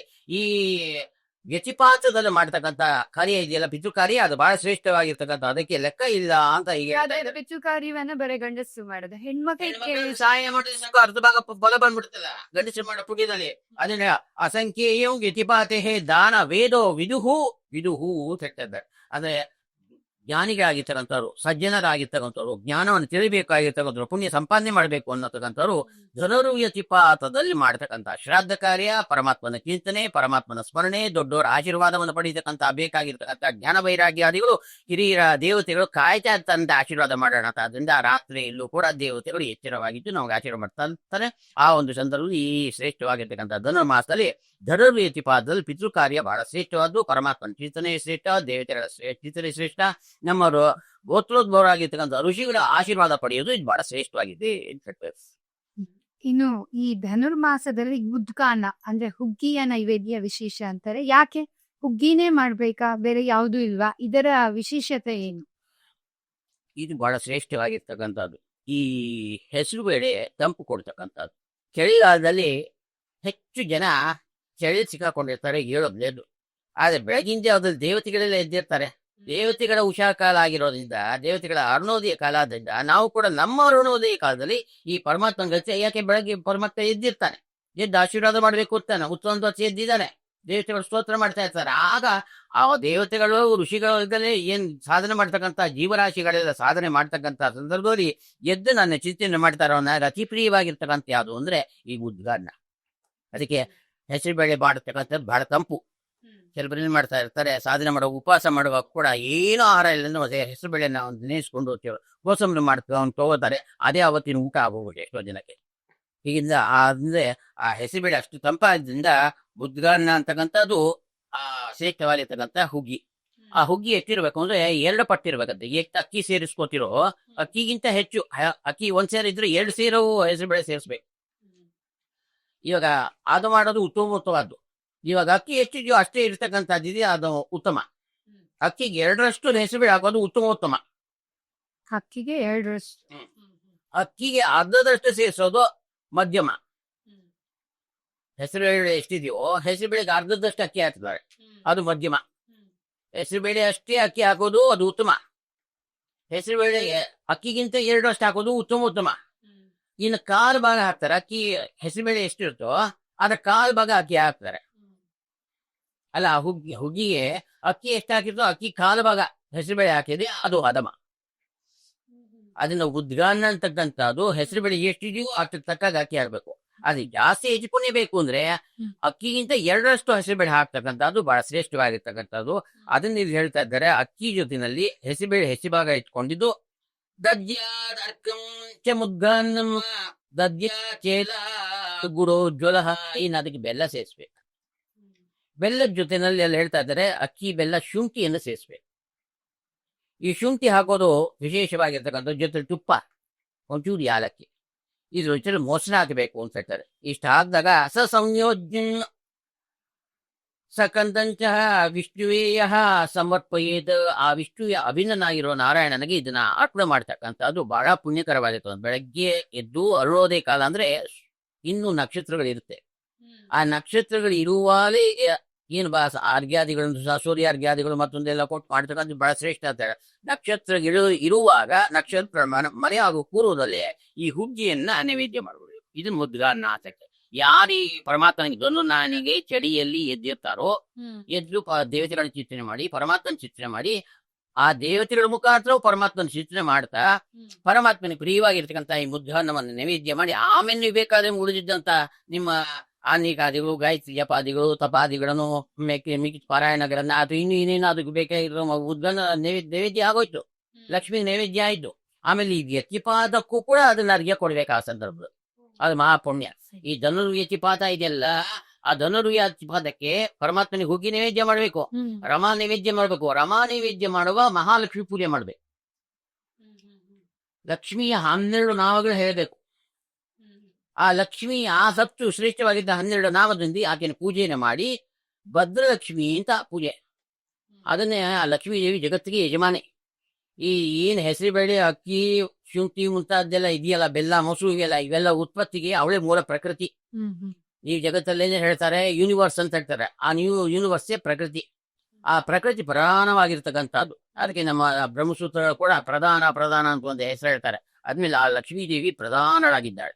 ಅದಾದ್ಮೇಲೆ ಹಿರಣ್ಯ ಗರ್ಭವಾದ ರುದ್ರದೇವ್ರದ ಶೈವವಾದ ಇತ್ಯಾದಿಗಳೆಲ್ಲ ಬಂದಿರ್ತಕ್ಕಂಥದ್ದು. ಅಂದ್ರೆ ಪ್ರಧಾನ ಅಂದ್ರೆ ಯೂನಿವರ್ಸ್ ಆ ಲಕ್ಷ್ಮೀದೇವಿ. ಆ ಲಕ್ಷ್ಮೀದೇವಿಯ ಪೂಜೆಯನ್ನ ಈ ಮಾರ್ಗಶಿರ ಮಾಸ ಧನುರ್ಮಾಸದಲ್ಲಿ ಆ ಪರಮಾತ್ಮನ ಮುದ್ಗಣ್ಣವನ್ನ ನೈವೇದ್ಯ ಮಾಡಿ, ಆಮೇಲೆ ಲಕ್ಷ್ಮೀದೇವಿ ನೈವೇದ್ಯ ಮಾಡುವಾಗ ಲಕ್ಷ್ಮೀ ಪೂಜಾದಿಗಳು ಮಾಡ್ಬೇಕು. ಆಗ ಲಕ್ಷ್ಮಿಯ ಅಧಿಕವಾಗಿರ್ತಕ್ಕಂಥ ಸಂಪತ್ತು ಕೊಟ್ಬಿಡ್ತಾಳೆ ಅಂತ. ಅದು ಅಷ್ಟು ಹೇಳ್ತಿರೋದು ಅಧಿಕ ಫಲ. ಆವಾಗ ಈ ಯತಿಪಾತಕ್ಕೂ ಕೂಡ ಅರ್ಘ್ಯವನ್ನು ಕೊಡಬೇಕು. ಅದು ಹೇಳ್ತಾ ಇದ್ದಾರೆ ಲಕ್ಷ್ಮೀದೇವಿ ಮುಂದೆ ಅದು ಕೂಡ ವಿಶೇಷವಾಗಿ ಬರ್ತಕ್ಕಂಥದ್ದಿದೆ. ಎಲ್ಲಾ ಪರಮಾತ್ಮನ ಆಭರಣಗಳು ಮತ್ತು ಆಯುಧಾದಿಗಳಲ್ಲಿ ಲಕ್ಷ್ಮೀದೇವಿ ಸನ್ನಿಧಾನ ಇಟ್ಟಿರ್ತಾಳೆ. ಛತ್ರ ಚಾಮರ ಭಜನ ಪರ್ಯಂತ ಪಾತ್ರ ರೂಪದಲ್ಲಿ ನಿಂತು ಪರಮಾತ್ಮನ ಸೇವೆ ಮಾಡ್ತಾ ಇದ್ದಾಳೆ. ಅಲ್ಲಿ ಪರಮಾತ್ಮನ ಶಂಖಚಕ್ರಾದಿಗಳು ಅವಳೇ ಇರ್ತಾಳೆ. ಯವಕ ಭಾರತ ಅಂತ ಒಂದು ಮಧ್ವಾಚಾರ್ಯ ಮಾಡಿರೋ ಗ್ರಂಥ ಇದೆ. ಅದ್ರಲ್ಲಿ ಹೇಳಬೇಕಾದ್ರೆ ಆ ದುರ್ಗಾ ರೂಪದಲ್ಲಿ ಚಕ್ರದಲ್ಲಿ ಇರ್ತಾಳೆ ಅಂತ ಹೇಳ್ತಾರೆ. ಆಮೇಲೆ ಚಕ್ರದಲ್ಲಿರೋ ಅಭಿಮಾನಿ ದುರ್ಗಾದೇವಿ. ಇನ್ನು ಆ ಚಕ್ರಕ್ಕೆ ಅಭಿಮಾನಿಯಾಗಿ ಅವಾಂತರವಾದ ದೇವತೆಗಳನ್ನು ಇಟ್ಟಿದ್ದಾರಂತೆ. ಆ ದೇವತೆಗಳು ಯಾರು ಅಂತಂದ್ರೆ, ಒಂದು ಪರಮಾತ್ಮನ ಮಗ ಕಾಮ, ಅವನೇ ಮನ್ಮಥ. ಅವನಿಗೆ ಪ್ರದ್ಯುಮ್ನ ಅಂತ ಹೆಸರು. ಆ ಪ್ರದ್ಯುಮ್ನೇ ರಾಮಾಯಣದ ಭರತ ಆಗಿದ್ದಾನೆ. ಅವನು ಈ ಶಂಖಕ್ಕೂ ಚಕ್ರಕ್ಕೂ ಅವನ ಮಗನಾಗಿರ್ತಕ್ಕಂಥ ಅನಿರುದ್ಧನ ಶಂಖ ಚಕ್ರಕ್ಕೆ ಅವರಿಬ್ಬರು ಅಭಿಮಾನಿ ದೇವತೆಗಳು. ಲಕ್ಷ್ಮಿ ಅಲ್ಲದೆ ಲಕ್ಷ್ಮೀ ಪ್ರಧಾನ. ಅವಾಂತರವಾಗಿರ್ತಕ್ಕಂಥ ದೇವತೆಗಳು ಅಂದ್ರೆ ಅದೇ ಪ್ರದ್ಯುಮ್ನ ಮತ್ತು ಅನಿರುದ್ಧ, ಇವರು ಕೂಡ ಶಂಖ ಚಕ್ರಕ್ಕೆ ಅಭಿಮಾನಿ ದೇವತೆಗಳು. ಈ ವ್ಯತಿಪಾತ ಅಂತಿದೆಯಲ್ಲ, ಅದು ಒಂದು ಇಲ್ಲಿ ಯೋಗಗಳಿದ್ದಾವೆ ಪಂಚಕರ್ಣಗಳಲ್ಲಿ. ಅಂದ್ರೆ ಪಂಚಾಂಗದಲ್ಲಿ ತಿಥಿ, ವಾರ, ನಕ್ಷತ್ರ, ಕರ್ಣ ಇವೆಲ್ಲ ಹೇಳೋದುಂಟು. ಇಲ್ಲಿ 27 ಯೋಗಗಳಿದ್ದಾವೆ. ಹಾಗೆ ಹೇಳಿದ್ರೆ ವ್ಯತಿಪಾತ ಅಂತ. ವ್ಯತಿಪಾತದ ವಿಷಯ ಹೇಳುವಾಗ ಆ ವ್ಯತಿಪಾತ 27 ಯೋಗಗಳಲ್ಲಿ 17ನೇ ಯೋಗವಾಗಿರ್ತಕ್ಕಂಥದ್ದು ಈ ವ್ಯತಿಪಾತ ವ್ಯತಿಪಾತವನ್ನು ಇಟ್ಟಿದ್ದಾರೆ ಮಹಾಲಕ್ಷ್ಮಿ. ಆತ ದೇವತಾ ವರ್ಗದಲ್ಲಿ ಸೇರಿದ್ದಾನೆ. ಆತನನ್ನ ಚಕ್ರಕ್ಕೆ ಆ ತರದ ಇನ್ನೊಂದು ಅಭಿಮಾನಿಯಾಗಿ ಮಾಡ್ಕೊಂಡಿದ್ದಾಳೆ ಲಕ್ಷ್ಮೀದೇವಿ. ಅದನ್ನ ಹೇಳ್ತಾಳೆ, ವಿಷ್ಣುವಿನ ಚಕ್ರ ಏನಿದೆ ಆ ಚಕ್ರದಲ್ಲಿ ಈ ವ್ಯತಿಪಾತ ಸೇರಿರ್ತಕ್ಕಂಥದ್ದಿದೆ. ಅದನ್ನ ಮುಂದೆ ಹೇಳ್ತಾರೆ. ಈ ಪರಮಾತ್ಮನ ಸೇವೆಯನ್ನು ಮಾಡ್ತಕ್ಕಂಥ ಸದರಲ್ಲಿ ವಿಷ್ಣು ಚಕ್ರ ಸ್ವರೂಪಾಯ ನಮಸ್ತೆ ದಿವ್ಯ ತೇಜಸ್ಸೆ ಅಂತ ಆ ವ್ಯತಿಪಾತವನ್ನು ಕೊಂಡಾಡೋದುಂಟು, ಅವನಿಗೆ ಅರ್ಘ್ಯ ಕೊಡೋದುಂಟು. ಇವಾಗ ವ್ಯತಿಪಾತಕ್ಕೆ ಪೂರ್ವದಲ್ಲಿ ತಿಳ್ಕೊಂಡು ಧನುರ್ಮಾಸದಲ್ಲಿ ಹುಗ್ಗಿಯನ್ನ ನೈವೇದ್ಯ ಮಾಡಿದ್ಮೇಲೆ ಲಕ್ಷ್ಮಿಗೂ ನೈವೇದ್ಯ ಮಾಡತಕ್ಕಂಥದ್ದು. ಆಗ ಭದ್ರಲಕ್ಷ್ಮಿ ಪೂಜಾದಿಗಳು ಮಾಡಬೇಕು. ಆಗ ಲಕ್ಷ್ಮಿ ಅನುಗ್ರಹ ಬಹಳಷ್ಟು ಆಗತ್ತೆ. ಈ ಲಕ್ಷ್ಮೀದೇವಿ ಅನುಗ್ರಹವಾದ ಮೇಲೆ ಈ ಮುದ್ಗಾನ್ನವನ್ನ ವ್ಯತಿಪಾತನಿಗೆ ಅರ್ಘ್ಯ ಕೊಟ್ಟು ಅಲ್ಲಿ ನೈವೇದ್ಯ ಮಾಡಬೇಕು. ಅಲ್ಲಿ ಹೇಳ್ತಾ ಇದ್ದಾರೆ, ಆ ಕೊಡುವಲು ಒಂದು ಮಂತ್ರ ಇದೆ. ಇನ್ನು ಮಾರ್ಗಶಿರ ಮಾಸ ಶ್ರೇಷ್ಠ ಅಂತಾರೆ, ಹೌದಾ? ಇದರ ವಿಶೇಷತೆ ಏನು? ಹೌದು, ಬಹಳ ಶ್ರೇಷ್ಠವಾಗಿರ್ತಕ್ಕಂಥದ್ದು ಮಾರ್ಗಶಿರ ಮಾಸ. ಈ ಮಾರ್ಗಶಿರ ಮಾಸದಲ್ಲಿ ಪ್ರಧಾನವಾಗಿರ್ತಕ್ಕಂಥದ್ದು ನಾಗ ಪೂಜಾ ಹೊತ್ತಿದೆ. ಪಂಚಮಿ ದಿವಸ ಅವತ್ತು ನಾಗರಾಜನ ಪೂಜೆ ಮಾಡ್ತಕ್ಕಂಥದ್ದು ಉಂಟು. ಇನ್ನು ಮಾರ್ಗಶಿರ ಮಾಸದಲ್ಲಿ ಷಷ್ಠಿ ಬರ್ತಕ್ಕಂಥದ್ದಿದೆ. ಆ ಷಷ್ಠಿ ದಿವಸ ಕೆಂಪಾ ಷಷ್ಠಿ ಅಂತನೂ ಹೆಸರು. ಈ ಷಷ್ಠಿ ಬಹುಶ್ರೇಷ್ಠವಾದ್ದು, ಬಹಳ ಪ್ರಮುಖವಾಗಿರ್ತಕ್ಕಂಥದ್ದು. ಷಷ್ಠಿಗಳಲ್ಲಿ ಮಾರ್ಗಶಿರ ಮಾಸದ ಷಷ್ಠಿ ಬಹಳ ವಿಶೇಷ. ಅವತ್ತಿನ ದಿವಸ ಬ್ರಹ್ಮಚಾರಿಗಳು ವಿಶೇಷವಾಗಿ ಅನುಗ್ರಹವನ್ನು ಅವ್ರಿಗೆಲ್ಲ ಹುಡುಗರಿಗೆ ಕೊಟ್ಟು ಮತ್ತೊಂದು ಕೊಟ್ಟು. ಯಾಕೆಂದ್ರೆ ಆ ಬ್ರಹ್ಮಚಾರಿಗಳಲ್ಲಿ ದಿವ್ಯವಾದ ತೇಜಸ್ಸು, ವಿದ್ಯಾಭ್ಯಾಸ ಮಾಡ್ತಾ ಇರ್ತಾರಲ್ಲ ತೇಜಸ್ಸು. ಆಗ ಮಕ್ಕಳು ವರ್ಚಿಸಿದೆ, ಏನೋ ಒಳ್ಳೆ ಅಗ್ನಿ ಆಗಿದ್ದಾನೆ ಅಂತ ಹೇಳೋರು. ಉಪನಯನದ ಅಂದ್ಮೇಲೆ ಅವರಲ್ಲಿ ಯಾರಿರ್ತಾರೆ ಅಂದ್ರೆ, ಉಪನಯನ ಮಾಡ್ಕೊಂಡಿರ್ತಕ್ಕಂಥ ಗುರುಕುಲಕ್ಕೆ ಸೇರಿರ್ತಕ್ಕಂಥ ವಿದ್ಯಾರ್ಥಿಗಳು ಏನಿರ್ತಾರೆ ವಟುಗಳ ಒಳಗೆ ಸನತ್ ಕುಮಾರ್ ಇರ್ತಾರೆ, ವಿದ್ಯೆ ಕಲಿತಾ ಇರ್ತಾರೆ. ವಿದ್ಯೆಗೆ ಅವರು ಶ್ರೇಷ್ಠವಾಗಿರ್ತಕ್ಕಂಥ ವ್ಯಕ್ತಿಗಳು. ಆರಂಭದಲ್ಲಿ ಸನ್ಯಾಸಿಗಳಾಗಿದ್ದಾರೆ, ಬ್ರಹ್ಮ ಮಾನಸ ಪುತ್ರ ಇರೋರು.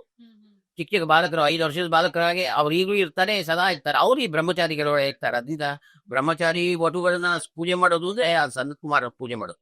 ಈಗ ಆ ಸನತ್ ಕುಮಾರ್ ಈ ವಟುಗಳು ಇರ್ತಾರಲ್ಲ, ವಟುಗಳು ಬಹಳ ಶ್ರೇಷ್ಠವಾಗಿರ್ತಾರೆ. ಆಟ ಪಾಠದಲ್ಲಿ ಚೇಷ್ಟೆಗಳು ಜಾಸ್ತಿ. ನಿಮ್ಮ ಹುಡುಗರುಗಳು ಇರ್ತಾರಲ್ಲ, ಅವ್ರ ವಟುಗಳು ಓದಕ್ಕೆ ವೇದಾಭ್ಯಾಸಕ್ಕೆ ಅಂತ ಹೋಗಿರ್ತಾರೆ, ಸ್ಕೂಲಿಗೆ ಸೇರಿರ್ತಾರೆ. ಎಷ್ಟು ಚೇಷ್ಟೆ ಮಾಡ್ತಾರೆ, ಅಸಾಧ್ಯ ಚೇಷ್ಟೆ. ಆ ಚೇಷ್ಟೆಗಳೊಳಗೆ ಸ್ಕಂದ ಕೂತಿರ್ತಾರೆ, ಸಂತ್ ಕುಮಾರರ ಜೊತೆ ಸ್ಕಂದ ಇರ್ತಾರೆ. ಈಗ ನೋಡಕ್ಕೂ ಒಳ್ಳೆ ಲಕ್ಷಣವಾಗಿರ್ತಾರ. ಸಣ್ಣ ಸಣ್ಣ ಮಕ್ಕಳುಗಳು ಓಪನಿಂಗ್ ಮಾಡಿದಾಗ ಪುಟ್ ಪುಟ್ ಮಕ್ಕಳು ಇರ್ತಾರೆ, ನೋಡೋಕೆ ಕಂದ ಆಗ್ತಾರೆ. ಅಂದಿಲ್ಲ ಅವರಲ್ಲಿ ಮನ್ಮತ ಇರ್ತಾನೆ. ಅದೇ ಒಟುಗಳ ಒಳಗೆ ಮನ್ಮತ ಇರ್ತಾನೆ. ಶನತ್ ಕುಮಾರ್ ವಿದ್ಯೆ ಕಲಿತಾ ಇರ್ತಾರೆ, ಸುಂದರವಾಗಿರ್ತಾರೆ. ಇನ್ನು ಚೇಷ್ಟೆಗಳು ಮಾಡೋ ವಿದ್ಯೆ ಕಲಿತಾ ಇರ್ತಾರೆ, ಆಟ ಪಾಠ ಅನೋಟ ಎಲ್ಲತ್ರಲ್ಲೂ ಪ್ರವೀಣರಾಗಿರ್ತಾರೆ. ಅಲ್ಲಿ ಷಣ್ಮುಖನು ಇರ್ತಾರೆ. ಆಮೇಲೆ ಆ ಷಷ್ಠಿ ದಿವಸ ಆ ಬ್ರಹ್ಮಚಾರಿ ಕರೆಸಿ ಪೂಜೆ ಮಾಡಿ ಅವ್ರಿಗೆ ಶ್ರೇಷ್ಠವಾಗಿರ್ತಕ್ಕಂಥ ಉಡುಗೊರೆಯನ್ನು ಕೊಟ್ಟು ಅವ್ರಿಗೆ ಅನುಗ್ರಹ ಮಾಡ್ತಕ್ಕಂಥದ್ದು. ಆಮೇಲೆ ಅವರಿಂದ ಆಶೀರ್ವಾದ ತಗೊಳ್ಳೋದು. ಅವ್ರೊಳಗೆ ಇವ್ರು ಎಷ್ಟು ಜನ ಇದ್ದು ಇವ್ರ ಮೇಲೆ ಆದಿಶೇಷನು ಕೂತಿರ್ತಾನೆ. ಒಟ್ಟುಗಳ ಒಳಗೆ ಆದಿಶೇಷ ಇರ್ತಾನೆ. ಆಮೇಲೆ ಅಲ್ಲಿ ಅವರಿಂದ ದೊಡ್ಡ ದೊಡ್ಡವರೆಲ್ಲ ಮಂತ್ರಾಕ್ಷತೆ ಮಾಡಿಸ್ಕೊಂಡು ಹಾಕಿಸ್ಕೋತಾರೆ. ಆಮೇಲೆ ಅವ್ರಲ್ಲಿ ಸನತ್ ಕುಮಾರಾದಿಗಳಿರ್ತಾರೆ, ಸ್ಕಂದ ಇರ್ತಾನೆ. ಈ ಷಷ್ಠಿ ದಿವಸ ಗರುಡ ದೇವರು ಸರ್ಪಗಳಿಂದ ಅಂದ್ರೆ ತಂದೆ ಅವರ ತಾಯಿಯಾಗಿರ್ತಕ್ಕಂಥ ವಿನತ, ಇನ್ನು ಸರ್ಪಗಳ ತಾಯಿಯಾಗಿರೋ ಕದ್ರು, ಇವರಿಬ್ರು ಗಲಾಟೆ ಒಳಗೆ ಆ ವಿನತವನ್ನ ಈ ಗರುಡನ್ನ ಸೇವಕರನ್ನ ಮಾಡ್ಕೊಂಡಿರ್ತಾರೆ ಸರ್ಪಗಳು. ಆ ಕೋಪದಲ್ಲಿ ವಿಷಯ ಎಲ್ಲ ತಿಳ್ಕೊಂಡ ಮೇಲೆ ಇವ್ರು ಮೋಸ ಮಾಡಿ ನಮ್ಮನ್ನ ಸೇವಕಂತ ಇಟ್ಕೊಂಡಿದ್ದಾನೆ ಅಂತ ಗರುಡನ್ ಕೇಳಿದ ಮೇಲೆ ಒಂದೊಂದು ಸರ್ಪಗಳನ್ನು ಬಡ್ದಾಕಕ್ ಶುರು ಮಾಡಿದ್ದಾರೆ. ಆ ಸರ್ಪಗಳ ಸಂಖ್ಯೆ ಕಡಿಮೆ ಆಗ್ತಾ ಇರುತ್ತೆ. ಆಮೇಲೆ ಅವೆಲ್ಲ ಅವ್ರ ತಂದೆ ಕಶ್ಯಪನ ಹೋಗ್ತಾರೆ. ಇವನಿಗೂ ತಂದೆ ಕಶ್ಯಪನ, ಗರುಡ ನಮ್ಮ ಕಶ್ಯಪ ತಂದೆ ಆಗಿದ್ದಾರೆ ಗರುಡನಿಗೆ. ಅವತ್ತು ಹೋಗಿ ಆ ಗರುಡ ನಮ್ಮ ಪ್ರಾಣ ನೀವ್ ಯಾಕಂತ ತಪ್ಪು ಮಾಡಿರಿ, ಉದ್ದೇಶಿರೋ ವಸ್ತುವಿನ ಕೂದೆ ಇತ್ತಲ್ಲ, ಕೂದೆ ಬಾಲಕ್ಕೆಲ್ಲ ಸುತ್ಕೊಂಡ್ಬಿಟ್ಟು ಬಾಲ ಮಾತ್ರ ಕಪ್ಪಗಿದೆ ಅಂತ ಹೇಳ್ಬಿಟ್ಟು ನಿಮ್ಮಮ್ಮನ ಗೆಲ್ಲಿಸಿದ್ರೆ ಆ ತಪ್ಪಿನಿದೆ ಇತ್ತದಾಗ್ತಾ ಇದೆ ಅಂತಂದಾಗ ಸರಿ ಬಿಡುಗಡೆ ಕೇಳಿದಾಗ ಆ ಕದ್ರು ಹೇಳ್ತಾಳೆ, ನಮ್ಗೆ ಅಮೃತ ತಂದ್ಕೊಟ್ಬಿಡು, ನಮ್ಮ ನಾವು ಕುಡಿದ್ಬಿಡ್ಲಿ, ಆ ಅಮೃತ ತಂದ್ಕೊಟ್ರೆ ನಿಮಗೆ ಶರ್ಮನೆ ಬಿಡುಗಿಸ್ತೀವಿ ಅಂತ. ಸರಿ ಹೋಗ್ತಾನೆ ಗರುಡನ್ ಇಂದ್ರನಿಗೆ ಬ್ಯಾರೆಟ್ನ ಇದನ್ನ ಬಡಿದು ಆ ಅಮೃತ ಕೊಡು, ನಾವು ಬಿಡುಗಡೆ ಆಗ್ಬೇಕಾಗಿತ್ತ. ಇಂದ್ರ ನೀನ್ ಕೊಟ್ಬಿಟ್ರೆ ಆ ನಾಗಗಳು ತಗೊಂಡ್ಬಿಡುತ್ತಲ್ಲ, ಅದನ್ನ ಕೊಟ್ಟಾಗ ಮಾಡ್ತೀನಿ, ನೀ ಬದ್ಗಿಟ್ಕೊಂಡು ಹೋಗು ಅಂತ ಈಗ ಉಪಾಯ ಹೇಳ್ತಾನೆ. ಅದು ಅಮೃತ ತರ್ತಾನೆ, ಇವನು ಕೊಡ್ತಾನೆ. ಇವ್ರ ಸ್ನಾನ ಮಾಡಿ ಬರೋದ್ರೊಳಗೆ ಅಮೃತನ ತಗೊಳ್ತಾನೆ. ಆ ಕೋಪದಿಂದ ಕುಟ್ಕೋತಾರೆ, ಅವ್ರ ನಾಗಿ ಎಟ್ಟಲ್ಲ ಏನಾಗುತ್ತೆ. ಅದಕ್ಕೆ ಸರ್ಪಗಳಿಗೆ ಎರಡೆರಡು ನಾಗಿ ಹೀಗೆಲ್ಲ ಐತೆ. ದರ್ಬೆ ಇಟ್ಟು ದರ್ಬೆ ಮೇಲೆ ಆ ಕಳಸ ಇಟ್ಟು ಹೀಗೆ ಮಾಡಿರ್ತಾರೆ. ಸೊ ಆ ಕಳಸ ಇಂದ್ರ ತಗೊಂಡು ಹೋಗ್ಬಿಡ್ತಾನೆ, ಅದನ್ನೇ ಕುಕ್ಕಕ್ಕೆ ಹೋಗುತ್ತೆ. ಅವ್ರಿಗೆ ನಾಲ್ಗೆ ಬೆಳು ದರ್ಬೆ ಸೀಡೋಗುತ್ತೆ, ಎರಡೆರಡು ನಾಲ್ಗೆಗಳಾಗುತ್ತೆ. ಈ ಒಂದು ಸಂದರ್ಭ ಹೀಗೆ ಬಹಳ ಕಾಲ ಬೆಳೆದೋಗಿರುತ್ತೆ. ಕಡೆಯಲ್ಲಿ ಆ ಗರುಡ ಹಿಂಸೆ ಕೊಡೋದು ನಿಲ್ಲಿಸಿ ಪಾತಾಳ ಲೋಕದಲ್ಲಿ ವಾಸುಕಿ ಇರ್ತಾನೆ, ನಾಗಗಳ ದೇವತೆ. ಆ ನಾಗದೇವತೆ ಕೂತಿರ್ತಕ್ಕಂಥ ಸಿಂಹದಲ್ಲಿ ಗರುಡನ್ನು ಕೂರಿಸಿ, ಇನ್ಮೇಲೆ ನಮ್ಮ ಕ್ಷಮ ಮಾಡು, ನೀನ್ ಎಲ್ರಿಗೂ ಹಿರಿಯನಾಗಿದೆ, ನಮ್ಮನ್ನು ಭಕ್ಷಣ ಮಾಡಬೇಡ, ನಮ್ಗೆ ಹಿಂಸೆ ಕೊಡಬೇಡ ಅಂತ ಪೂಜೆ ಮಾಡಿ ಅವನಿಗೆ ನಾಗಲೋಕದಲ್ಲಿ ಸನ್ಮಾನ ಮಾಡಿ ನಾಗಗಳೆಲ್ಲ ಶರಣಾಗತರಾಗಿರೋ ದಿವಸನೇ ಈ ಶ್ರೇಷ್ಠಿ ಪಂಚಮಿ. ಅದಕ್ಕೆ ನಾಗ ಪಂಚಮಿ, ಗರುಡು ಪಂಚಮಿ ಅಂತ ಹೇಳ್ತಾ ಉಂಟು ಆ ಪಂಚಮಿ. ಸೊ ಆ ನಾಗಗಳಿಗೆ ಸ್ವತಂತ್ರ ಗರುಡ ಕೊಟ್ಟಿದ್ದ ದಿವಸ. ಇನ್ನು ಈ ಷಷ್ಠಿ ಇದೆಯಲ್ಲ, ಷಷ್ಠಿ ದಿವಸ ಚೈತ್ರ ಶುದ್ಧ ಷಷ್ಠಿ ದಿವಸ ಷಣ್ಮುಖ ಹುಟ್ಟಿದ. ಸೂರ್ಯ ರುದ್ರದೇವರ ವೀರ್ಯದಿಂದ ಷಣ್ಮುಖ ಉತ್ಪತ್ತಿಯಾದ. ಅಂದ್ರೆ ಮನ್ಮಥನ ಷಣ್ಮುಖನಾಗಿ ಬಂದಿದ್ದಾನೆ. ಆ ಕೃತಿಕಾ ನಕ್ಷತ್ರದ ಅಭಿಮಾನಿ ದೇವತೆ ಹೇಳ್ಬೇಕಾದ್ರೆ ಪಾರ್ವತಿ ನಿಂತು ರಕ್ಷಣೆ ಆಯ್ತು. ಆಮೇಲೆ ದೇವ ಸೇನಾಪತಿ ಆದ. ದೇವರು ಬಂದು ಸೇನಾಪತಿ ಆದ 3ನೇ ತಿಂಗಳಲ್ಲೇ. 6 ತಿಂಗಳಲ್ಲಿ ನಮ್ಮನ್ನು ಕೊಲ್ಲಬೇಕು ಅಂತ ತಾರಕಾಸುರ ಕೇಳ್ಕೊಂಡಿದ್ದ. ಹಾಗಾಗಿ ಮಾರ್ಗಶಿರ ಮಾಸದ ಷಷ್ಠಿ ದಿವಸ ತಾರಕಾಸುರನ್ನ ಸಂಹಾರ ಮಾಡಿದ ದಿವಸ ಅವತ್ತು. ಕೆಂಪಾ ಶ್ರೇಷ್ಠಿ ಸುಬ್ರಹ್ಮಣ್ಯನ ಪೂಜೆ ಮಾಡ್ತಕ್ಕಂಥದ್ದು, ಸುಬ್ರಹ್ಮಣ್ಯನ ಆರಾಧನೆ ಮಾಡೋದು ಬಹಳ ಶ್ರೇಷ್ಠ ಅವತ್ತು. ಷಣ್ಮುಖನ ಆ ಷಣ್ಮುಖ ಈ ಮಾರ್ಗಶಿರ ಮಾಸದ ಷಷ್ಠಿ ದಿವಸ ಆ ತಾರಕಾಸುರನ್ ಕೊಂದಿಯಂತ ದಿವಸ. ಇಷ್ಟು ಶ್ರೇಷ್ಠವಾಗಿರ್ತಕ್ಕಂಥ ಇದರಲ್ಲಿ ಆ ಷಷ್ಠಿ ಅವನಿಗೆ ಅತಿ ಪ್ರಿಯವಾದ್ದು. ಇನ್ನು ಆ ಷಷ್ಠಿಯಲ್ಲಿ ಷಣ್ಮುಖನಿಗೆ ಶ್ರೇಷ್ಠವಾಗಿರ್ತಕ್ಕಂಥ ಪೂಜಾದಿಗಳು ಮಾಡ್ತಕ್ಕಂಥದ್ದು. ನಿಹತ್ಯ ತಾರಕಂ ಷಷ್ಟ್ಯಾಂ ಗುಹ ತಾರಕಂ ಜಮ್, ಅಂದ್ರೆ ಆ ತಾರಕಾಸುರನ್ನ ಈ ಸ್ಕಂದ ಸಂಹಾರ ಮಾಡಿರ್ತಕ್ಕಂಥ ದಿವಸ. ಅಂದ್ರೆ ರಾಜ ದೈತಾತೇನ ತಾರಕೇಸ್ಯ ಸಾತಿಥಿ. ಈ ದಿವಸ ಆ ತಾರಕಾಸುರನ ಕೊಂದಿರ್ತಕ್ಕಂಥ ಷಣ್ಮುಖರಿಗೆ ವಿಶೇಷವಾಗಿ ಗುಹಾತ್ ಕೂಗ್ತಾರೆ, ಅವನನ್ನ ಪೂಜೆ ಮಾಡ್ತಕ್ಕಂಥ ದಿವಸ ಆಗಿರ್ತಕ್ಕಂಥದ್ದು. ಇನ್ನು ಸಪ್ತಮಿ ಇದೆ. ಆ ಸಪ್ತಮಿ ದಿವಸ ಸೂರ್ಯನಾರಾಯಣ ಪೂಜೆ ಮಾಡಬೇಕು. ಮಾರ್ಗಶಿರ ಶುದ್ಧ ಸಪ್ತಮಿ ದಿವಸ ಸೂರ್ಯನಾರಾಯಣನ ಆರಾಧನೆ ಮಾಡತಕ್ಕಂಥದ್ದು. ಇನ್ನು ಆವತ್ತು ಕಶ್ಯಪರಲ್ಲಿ ಅದಿತಿಯಲ್ಲಿ ಸೂರ್ಯ ಹುಟ್ಟಿದ ದಿವಸ. ಅವತ್ತು ಮಾರ್ಗಶೀರ ಮಾಸದ ಸಪ್ತಮಿ ದಿವಸನೇ ಸೂರ್ಯ ಹುಟ್ಟಿದ ದಿವಸ. ಕಶ್ಯಪ ಅದಿತಿಯಲ್ಲಿ ಸೂರ್ಯನಾರಾಯಣ ಮಾರ್ತಾಂಡ, ರವಿ, ಆದಿತ್ಯ ಅಂತ ಅವನಿಗೆ ಹೆಸರು. ಅಂದ್ರೆ ಆ ರವಿ ಅಂತ ಹೆಸರು ಕೂಡ ಆ ಸೂರ್ಯನಾರಾಯಣ ದೇವರು ಇಟ್ಟಿರ್ತಕ್ಕಂಥದ್ದು. ಅದೇ ಹೇಳ್ತಾ ತದ್ವಿಷ್ಣು ದಕ್ಷಿಣ ನೇತ್ರ ತದೇವಾಕೃತಿ ಮತ್ ಪುನಃ ಆದಿತ್ಯ ಕಶ್ಯಪ ಜಜ್ಞೆ ಮಿತ್ರೋ ನಾಮ ದಿವಾಕರ ಅಂತ ಅವನಿಗೆ ದಿವಾಕರ ಅಂತ ಹೆಸರು, ಮಿತ್ರ ಅಂತಕ್ಕಂಥದ್ದು ಆ ಸೂರ್ಯನಾರಾಯಣಗೆ ಹೆಸರು. ಅವರು ಈ ಮಾರ್ಗಶಿರ ಮಾಸದ ಸಪ್ತಮಿ ದಿವಸ ಉದಯಿಸಿರ್ತಕ್ಕಂಥದ್ದು. ಆ ದಿವಸ ಸೂರ್ಯನಾರಾಯಣ ದೇವರು ಪೂಜೆ ಮಾಡಬೇಕು. ಏನು ಸೂರ್ಯನಾರಾಯಣ ದೇವರು ಪೂಜೆ ಮಾಡೋದ್ರ ಜೊತೆಯಲ್ಲಿ ಅಲ್ಲಿ ಹುಗ್ಗಿ ನೈವೇದ್ಯ ಮಾಡಿರ್ತೀವಲ್ಲ, ಧನುರ್ಮಾಸ ಬಂದಿದ್ದಾಗ ಒಂದು ಎಳಿದಾದಾಗ ಈ ಪಿತೃಕಾರ್ಯಕ್ಕೆ ಶಾಪಕ್ಕೆ ಈ ಸಪ್ತಮಿ ಬಹಳ ಶ್ರೇಷ್ಠ. ಸಪ್ತಮಿ ಅಷ್ಟಮಿ ದಿವಸ ಪಿತೃಶಾಪಕ. ಪಿತೃಶಾಪಾದಿಗಳಿಗೆ ಹೋಗ್ಬೇಕು ಇದಾಗ್ತಕ್ಕಂಥದ್ದಿದೆ. ಆ ಸಪ್ತಮಿ ದಿವಸ ಸೂರ್ಯ ಹುಟ್ಟಿದ್ದು. ಅದೇ ರೀತಿ ಅಷ್ಟಮಿ, ಸಪ್ತಮಿ ಅಷ್ಟಮಿ ಈ ಪಿತೃಶಾಪವನ್ನು ಮಾಡುತ್ತೆ. ನವಮಿ 3 ದಿವಸನೂ ಕೂಡ ಪಿತೃ ಕಾರ್ಯವನ್ನು ಮಾಡ್ತಕ್ಕಂಥ ಮಾರ್ಗಶಿರ ಮಾಸದಲ್ಲಿ ಬಹಳ ಶ್ರೇಷ್ಠವಾಗಿರ್ತಕ್ಕಂಥದ್ದು. ಅದು ಕೂಡ ಈ ಷಣ್ಣವತಿ ಶ್ರಾದ್ದದ ಅದೌದು ಸೇರಿದೆ. ಇನ್ನು ಅವೇ ಹೇಳಿದ ವ್ಯತಿಪಾತ ಅಂತ, ಆ ವ್ಯತಿಪಾತದಲ್ಲಿ ಧನುರ್ ವ್ಯತಿಪಾತದೊಂದಿಗೆ 12 ಮಾಸದಲ್ಲೂ 12 ಶ್ರಾದ್ದಗಳನ್ನ ಮಾಡ್ಬೇಕು. ಸೊ ಅದೆಲ್ಲ ಸೇರಿದ್ರೆ ಷಣ್ಣವತಿ ಶ್ರಾದ್ದ ಅಂತ ಆಗತ್ತೆ. ಈ ಸಪ್ತಮಿ ಅಷ್ಟಮಿ, ಸಪ್ತಮಿ ಮತ್ತು ಈ 3 ದಿವಸ ನವಮಿ ದಿವಸ ಈ ಶ್ರಾದ್ದಾದಿಗಳು ಮಾಡ್ತಕ್ಕಂಥದ್ದು. ಇನ್ನು ಜೊತೆನಲ್ಲಿ ಇಲ್ಲಿ ಮುಂದಕ್ಕೆ ಬಂದಾಗ ಈ ವಾಯುದೇವರ ಒಂದು ಇದಿದೆ, ವ್ರತ ಇದೆ. ಮಾಸಾನ ಮಾರ್ಗಶೀರ್ಷ ಅಂತಾರಲ್ಲ, ಅದ್ರಲ್ಲಿ ತ್ರಿಯೋತ್ಸಿ ಇದೆಯಲ್ಲ, ಆ ತ್ರಿಯೋತ್ಸಿ ಶಿವನನ್ನು ಪೂಜೆ ಮಾಡ್ಬೇಕು. ರುದ್ರದೇವನ ಪೂಜೆ ಮಾಡತಕ್ಕಂಥದ್ದು ಬಹಳ ಶ್ರೇಷ್ಠವಾಗಿರ್ತಕ್ಕಂಥದ್ದು. ಇನ್ನು ಈ ಧನುರ್ಮಾಸದಲ್ಲಿ ಮುದ್ಗಾನ್ನವನ್ನು ಮಾಡಿದ್ಮೇಲೆ ಪರಮಾತ್ಮ ನಿವೇದನೆ ಮಾಡಿ ಲಕ್ಷ್ಮೀದೇವಿಗೆ ನಿವೇದನೆ ಮಾಡಿ, ಆ ಲಕ್ಷ್ಮೀದೇವಿಯ ಭದ್ರ ಲಕ್ಷ್ಮಿಯ ಸ್ತೋತ್ರಾದಿಗಳು 12 ದ್ವಾದಶ ಲಕ್ಷ್ಮೀ ಸ್ತೋತ್ರಾದಿಗಳನ್ನ ಒಂದು ಗಿಡದ ಧ್ಯಾನ ಮಾಡ್ಬೇಕು ಅಂತಿದೆ. ಯಾವ್ದದು ಅಂದ್ರೆ ಈ ಶ್ರೇಷ್ಠವಾಗಿ ಬಿಲ್ಪತ್ರೆ. ಆ ಬಿಲ್ಪತ್ರೆ ವೃಕ್ಷದ ಕೆಳಗೆ ಕೂತ್ಕೊಂಡು ಲಕ್ಷ್ಮಿಯ ಸ್ತೋತ್ರವನ್ನು ಹೇಳಿದ್ರೆ ಅಧಿಕವಾಗಿರ್ತಕ್ಕಂತಹ ಒಂದು ಫಲವನ್ನು ಕೊಡ್ತಾಳಂತ ಮಹಾಲಕ್ಷ್ಮಿ. ಅದು ಬಹಳ ಶ್ರೇಷ್ಠವಾಗಿರ್ತಕ್ಕಂಥದ್ದು. ಇನ್ನು ಗೋಭ್ಯ ಲವಣಸ್ಯ ದೇಯಮ್ಮ ತಸ್ಮಿನ್ ಹನಿ ಸರ್ವದಃ ಕಾಂತಂ ರೂಪಂ ಭವೇತ್ ಸ್ತ್ರೀಣಾಂ ಪೂರ್ಣೇಂದೋಹೋ ಪೂಜೆಯೇತ್ ಸದಾಹ ಅಂತ. ಇನ್ನು ಈ ಹುಣ್ಣಿಮೆ ಬರ್ತಲ್ಲ, ಈ ತ್ರಯೋದಶಿ ದಿವಸ ಶಿವನನ್ನು ಪೂಜೆ ಮಾಡಬೇಕು. ಹನುಮಂತ ದೇವರ ವ್ರತನೂ ಕೂಡ ಅವತ್ತೇ ಇರೋದು. ಆಸಾನ ಮಾರ್ಗಶೀರ್ಷ ಅಂದಾಗೆ ಜೀವೋತ್ತಮರಾಗಿರ್ತಕ್ಕಂಥ ವಾಯುದೇವರ ವ್ರತ ಇದೆ. ಸೊ ಅವತ್ತದ ಮಾಡ್ಬೇಕು.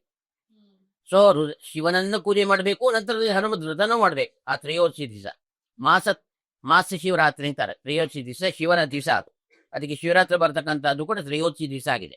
ಸೊ ಅವತ್ತು ಕೂಡ ನಾವು ಶಿವನನ್ನು ಪೂಜೆ ಮಾಡಿ ಹನುಮಂತ ದೇವರನ್ನು ಪೂಜೆ ಮಾಡ್ತಕ್ಕಂಥದ್ದಿದೆ.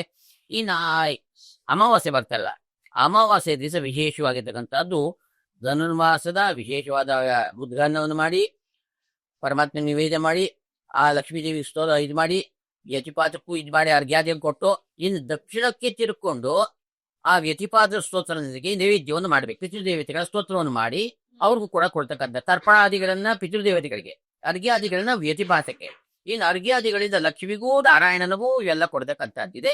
ಈ ಒಂದು ಸಂದರ್ಭದಲ್ಲಿ ರುದ್ರದೇವರು ಕೊಡಬೇಕು, ಹನುಮಂತ ದೇವರಿಗೂ ಮಾಡ್ಬೇಕು, ಹನುಮಂತ ವ್ರತಾದಿಗಳು ಮಾಡ್ತಕ್ಕಂಥದ್ದು. ಇದು ಬರ್ತಕ್ಕಂಥ ಅಮಾವಾಸ್ಯೆ ಇದೆಯಲ್ಲ, ಮುಂದೆ ಬರ್ತಕ್ಕಂಥ ಕೃಷ್ಣ ಪಕ್ಷದಲ್ಲಿ, ಅದು ಎಳ್ಳಮಾವಾಸ್ಯೆ ಅಂತ ಹೇಳ್ತಾರೆ. ಆ ಎಳ್ಳಮಾವಾಸ್ಯೆ ದಿವಸಕ್ಕೆ ಪೂರ್ವದಲ್ಲಿ ಈ ಒಂದು ಅದು ಹುಣ್ಣಿಮೆ ಬರೋದು ಚಂದ್ರನಿಗೆ ದಕ್ಷ ಕೊಟ್ಟಂತ ಶಾಪ ವಿಮೋಚನೆ ಆದ ದಿವಸ ಅವತ್ತು. ಸೊ ಅದರಿಂದ ಚಂದ್ರನ ಪೂಜೆಯನ್ನು ಕೂಡ ಆ ಹುಣ್ಣಿಮೆ ದಿವಸ ಮಾಡ್ಬೇಕು. ಶುಕ್ಲ ಪಕ್ಷದ ಹುಣ್ಣಿಮೆ ದಿವಸ ಚಂದ್ರನ ಪೂಜೆ ಮಾಡ್ಬೇಕು. ಚಂದ್ರನಿಗೆ ವಿಶೇಷವಾಗಿರ್ತಕ್ಕಂಥ ರೀತಿ ಶಾಪ ವಿಮೋಚನೆ ಆಗಿದೆ ಅಂತ ಚಂದ್ರನ ಹೆಸರಿನಲ್ಲಿ ಗೋ ಬ್ರಾಹ್ಮಣ ಹಿತಾಯ್ತ ಅಂತಿದೆಯಲ್ಲ, ಬ್ರಾಹ್ಮಣರಿಗೆ ಔತಣಾದಿಗಳು ಮಾಡಿಸ್ಬೇಕು. ಇನ್ನು ಗೋವಿಗೆ ಅಲಂಕಾರಾದಿಗಳು ಮಾಡಿ ಅವತ್ತಿನ ದಿವಸ ಗೋವಿಗೆ ಉಪ್ಪನ್ನು ಕೊಡಬೇಕು.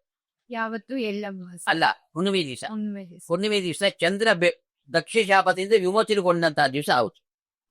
ದಕ್ಷಿಣ ಚಂದ್ರನ ಕಿರಣ ಮನೆ ಮೇಲೆ ಬಂದಾಗ, ಹೊಸ್ತ್ರ ಬಂದಾಗ ಅದು ವಿಶೇಷ ಹೊಸ್ತಿಲು ಪೂಜೆ ಮಾಡ್ಬೇಕು ಅಂತಿದೆ. ಹೊಸ್ತಿಲು ಹುಣ್ಣಿಮೆ ಅಂತ ಅದಕ್ಕೆ ಹೆಸರು. ಆ ಹುಣ್ಣಿಮೆಗೆ ಹೊಸ್ತಿಲು ಹುಣ್ಣಿಮೆ ಅಂತಾರೆ. ಯಾಕೆಂದ್ರೆ ಚಂದ್ರನ ಕಿರಣಗಳು, ಚಂದ್ರನಿಗೆ ಇದ್ದಂತ ದಕ್ಷ ಶಾಪ ಹೊರಟೋಗಿರುತ್ತೆ. 27 ಜನ ಅವ್ರ ಮಕ್ಕಳನ್ನ ಮದುವೆ ಮಾಡ್ಕೊಂಡಿರ್ತಾನೆ, ಒಬ್ಬಳಲ್ಲೇ ಅನುರಕ್ತನಾಗಿರ್ತಾನೆ. ಅದು ದೊಡ್ಡ ಗಲಾಟೆಗಳಾಗೋಗುತ್ತೆ. ಮಿಕ್ಕಿನವ್ರೆಲ್ಲ ಹೋಗಿ ಹೇಳೋದು ನಮ್ಮನ್ನು ನೋಡ್ತಾ ಇಲ್ಲ, ಆ ರೋರಿ ಜೊತೆನೆ ಇದ್ದಾನೆ ಅಂತ ಅನ್ಬಿಟ್ಟು ಹೀಗೆ ಹೇಳಿದಾಗ ಅವನಿಗೆ ಗಲಾಟೆ, ಅವನಿಗೂ ವಿಶೇಷವಾಗಿ ಗಲಾಟೆಗಳಾಗುತ್ತೆ. ಕಡೆಯಲ್ಲಿ ಆ ಶಾಪ ದೇವತೆಗಳಲ್ಲಿ ನಿಂತು ಪರಿಹಾರ ಮಾಡ್ತಾರೆ. ಪರಿಹಾರ ಆದ್ರೆ ಮಾವಾಳಿಯ ಹೊಂದ್ಕೋತಾರೆ. ಆ ಹೊಂದ್ಕೊಂಡ ಮೇಲೆ ಅವತ್ತಿನ ದಿವಸ ಚಂದ್ರ ಆನಂದದಿಂದ ಎಲ್ಲರೂ ಕ್ರೀಡಾ ಮಾಡ್ತಾ ಜಗತ್ತಿಗೆ ಬರ್ತಾರೆ. ಅವರ ಕಿರಣಗಳು ನಮ್ಮ ಹೊಸದು ಬಂದಾಗ ಹೊಸ ತೊಡಸಿ ಅಂತ ಪೂಜೆ ಮಾಡ್ತಾರೆ. ಅವತ್ತು ಚಂದ್ರನ ಪೂಜೆ ಮಾಡ್ತಕ್ಕಂಥದ್ದು, ಗೋವುಗಳನ್ನು ಕರೆದ ವಿಶೇಷವಾಗಿರ್ತಕ್ಕಂಥ ಗೋಗ್ರಾಸಾದಿಗಳು ಕೊಡ್ತಕ್ಕಂಥದ್ದು. ಆ ಗೋವಿಗೆ ಅವತ್ತಿನ ದಿವಸ ಉಪ್ಪು ಕೊಡೋದು. ಉಪ್ಪು ಕೊಡ್ಬೇಕಾ? ಲವಣವನ್ನ ಯಾರು ಸ್ತ್ರೀಯರು ಹಸುವಿಗೆ ಕೊಡ್ತಾರೋ ಆ ಉಪ್ಪು ದಾನದಿಂದ ಅವ್ರಿಗೆ ಸೌಂದರ್ಯ ಹೆಚ್ಚಾಗುತ್ತದೆ ಹೆಣ್ಮಕ್ಳಿಗೆ. ಇದನ್ನ ಹೇಳ್ತಾರೆ, ಸ್ತ್ರೀನಾ ಪೂರ್ಣೇಂದೋಹೋ ಕಾಂತರೂಪಂ ಅಂತ ಹೇಳ್ತಾರೆ. ಅವ್ರಿಗೆ ಸೌಂದರ್ಯ ಬರುತ್ತಂತೆ. ಅದಕ್ಕೆ ಗೋವನ್ನು ಒಳಗಿದ್ದು ಲಕ್ಷ್ಮೀದೇವಿ ಕೂಡ ಅಂತವ್ರಿಗೆ ಅನುಗ್ರಹ ಮಾಡ್ತಾಳೆ ಅಂತಕ್ಕಂಥದ್ದು ಇದೆ. ಈಗ ಮಾರ್ಗಶಿರ ಮಾಸದಲ್ಲಿ ಬಹಳ ವಿಶೇಷ ಪೂಜೆ. ಈ ಹನುಮತ್ ವ್ರತವನ್ನು ಮಾಡಿದಾಗ ವಾಯುದೇವ ಸ್ತೋತ್ರ ಮಾಡಬೇಕಂತೆ. ನಮಸ್ತೆ ವಾಯುನಂದನಾಯ ತ್ವಂಸಾಮರ ವೈರನೇ ಶತ್ರುಗಳನ್ನು ದಮನ ಮಾಡತಕ್ಕಂಥಲ್ಲಿ ಸೀಮೆನಾಗಿದ್ದೇನೆ. ಸುಜನಾಂಬುದಿ ಚಂದ್ರಾಯ, ಸಜ್ಜನರಿಗೆ ಅನುಗ್ರಹ ಮಾಡತಕ್ಕಂಥ ಭವಿಷ್ಯತ್ ಬ್ರಹ್ಮಣೇ ನಮಃ ಅಂತ ಈ ಹನುಮಂತ ವ್ರತ ದಾರವನ್ನು ಕಟ್ಕೊಳ್ತಕ್ಕಂಥದ್ದು ಇವೆಲ್ಲ ವಿಶೇಷವಾಗಿರ್ತಕ್ಕಂಥದ್ದು. ಹನುಮಂತ ವ್ರತ ಜೊತೆಯಲ್ಲಿ ಗೀತಾ ಜಯಂತಿ ಆಗಿರ್ತಕ್ಕಂಥದ್ದು ಕೂಡ ಇದೇ ದಿವಸ ಆಗಿರ್ತಕ್ಕಂಥದ್ದಾಗಿದೆ. ಶಿವನನ್ನು ಪೂಜೆ ಮಾಡ್ತಕ್ಕಂಥದ್ದು. ಇನ್ನ ಎಳ್ಳಮಾವಾಸ್ಯೆ ದಿವಸ ಕೂಡ ವಿಶೇಷವಾಗಿ ಪೂಜೆಯನ್ನು ಮಾಡ್ತಕ್ಕಂಥದ್ದಿದೆ. ಇನ್ನು ಈ ಅತಿಯಾದ ಸಂಪತ್ತು ಕೊಡೋದು ಜಗನ್ಮಾತೆ, ಅವಳೇ ಪ್ರಕೃತಿ ಮಾತೆ, ಯೂನಿವರ್ಸ್ ಅಂತ ನಾವು ಕರಿತೀವಿ. ಸೊ ಇದು ನಿಜನ ಅವಳು ಕೊಡ್ತಾಳ, ಹೇಗೆ ಅವಳ ಅನುಗ್ರಹ ಪಡೆಯುವುದು? ನೀವು ಹೇಳಿದ್ರು ಈ ಮಾಸದಲ್ಲಿ ಲಕ್ಷ್ಮೀ ದೇವಿಯನ್ನ ವಿಶೇಷವಾಗಿ ಆರಾಧನೆ ಮಾಡ್ಬೇಕು ಅಂತ. ಸೊ ನಮಗೆ ಸಿಗ್ಬೇಕಾಗಿರುವಂತ ಸಂಪತ್ತು, ಕೀರ್ತಿ, ಮನ್ನಣೆ, ಮಾನ್ಯತೆ ಎಲ್ಲವನ್ನ ನಾವು ಪಡ್ಕೊಳ್ಬಹುದಾ? ಇದು ಯಾರಾದ್ರೂ ಗಳಿಸ್ಕೊಂಡಿದಾರ? ಇದರ ಉದಾಹರಣೆ ಏನಾದ್ರು ತಿಳಿಸ್ಬೋದಾ? ಅವಶ್ಯವಾಗಿ ಹೇಳಂತ ಇಶಿಬೆ ಎಲ್ಲರೂ ತಿಳ್ಕೊಬೇಕಾಗಿರ್ತಕ್ಕಂಥದ್ದು. ಈ ಜಗತ್ತಲ್ಲಿ ಸಂಪತ್ತು ಧಾರಣೆ ಮಾಡಿರ್ತಕ್ಕಂಥ ಸ್ತ್ರೀಯರ ಗುಂಪಲ್ಲಿ ಮೊದಲನೇ ಮಹಾಲಕ್ಷ್ಮಿ. ಅವೇ ಲಕ್ಷ್ಮಿ ಸಂಪತ್ತಿಗೆ ಯಜಮಾನಿ. ಜಗತ್ತಲ್ಲಿರ್ತಕ್ಕಂಥ ವಜ್ರ ವಿರೋಜ ಗೋಮೇದ ಪುಷ್ಪರಾದಿಗಳೇ, ಬಂಗಾರಾದಿಗಳೇ, ಜಗತ್ತಲ್ಲಿ ಚಲಾವಣೆಯಲ್ಲಿರ್ತಕ್ಕಂಥ ಒಂದು ನಾಣ್ಯಗಳು ಮತ್ತೊಂದು ಇದೆಯಲ್ಲ ದುಡ್ಡು, ಆ ದುಡ್ಡಿಗೆ ಯಜಮಾನೇನೆ ಅವಳು. ಅವಳಿಗೆ ಅಸಿಸ್ಟೆಂಟ್ ಆಗಿ ಒಬ್ಬನ ಫೈನಾನ್ಸ್ ಮಿನಿಸ್ಟ್ರಿ ಅಂತ ಇಟ್ಕೊಂಡಿದ್ದಾಳೆ. ಅವನ ಲೆಕ್ಕ ನೋಡ್ಕೊಂಡು ಮೂರು ಲೋಕದಲ್ಲಿ ಅವನೇ ಕುಬೇರ.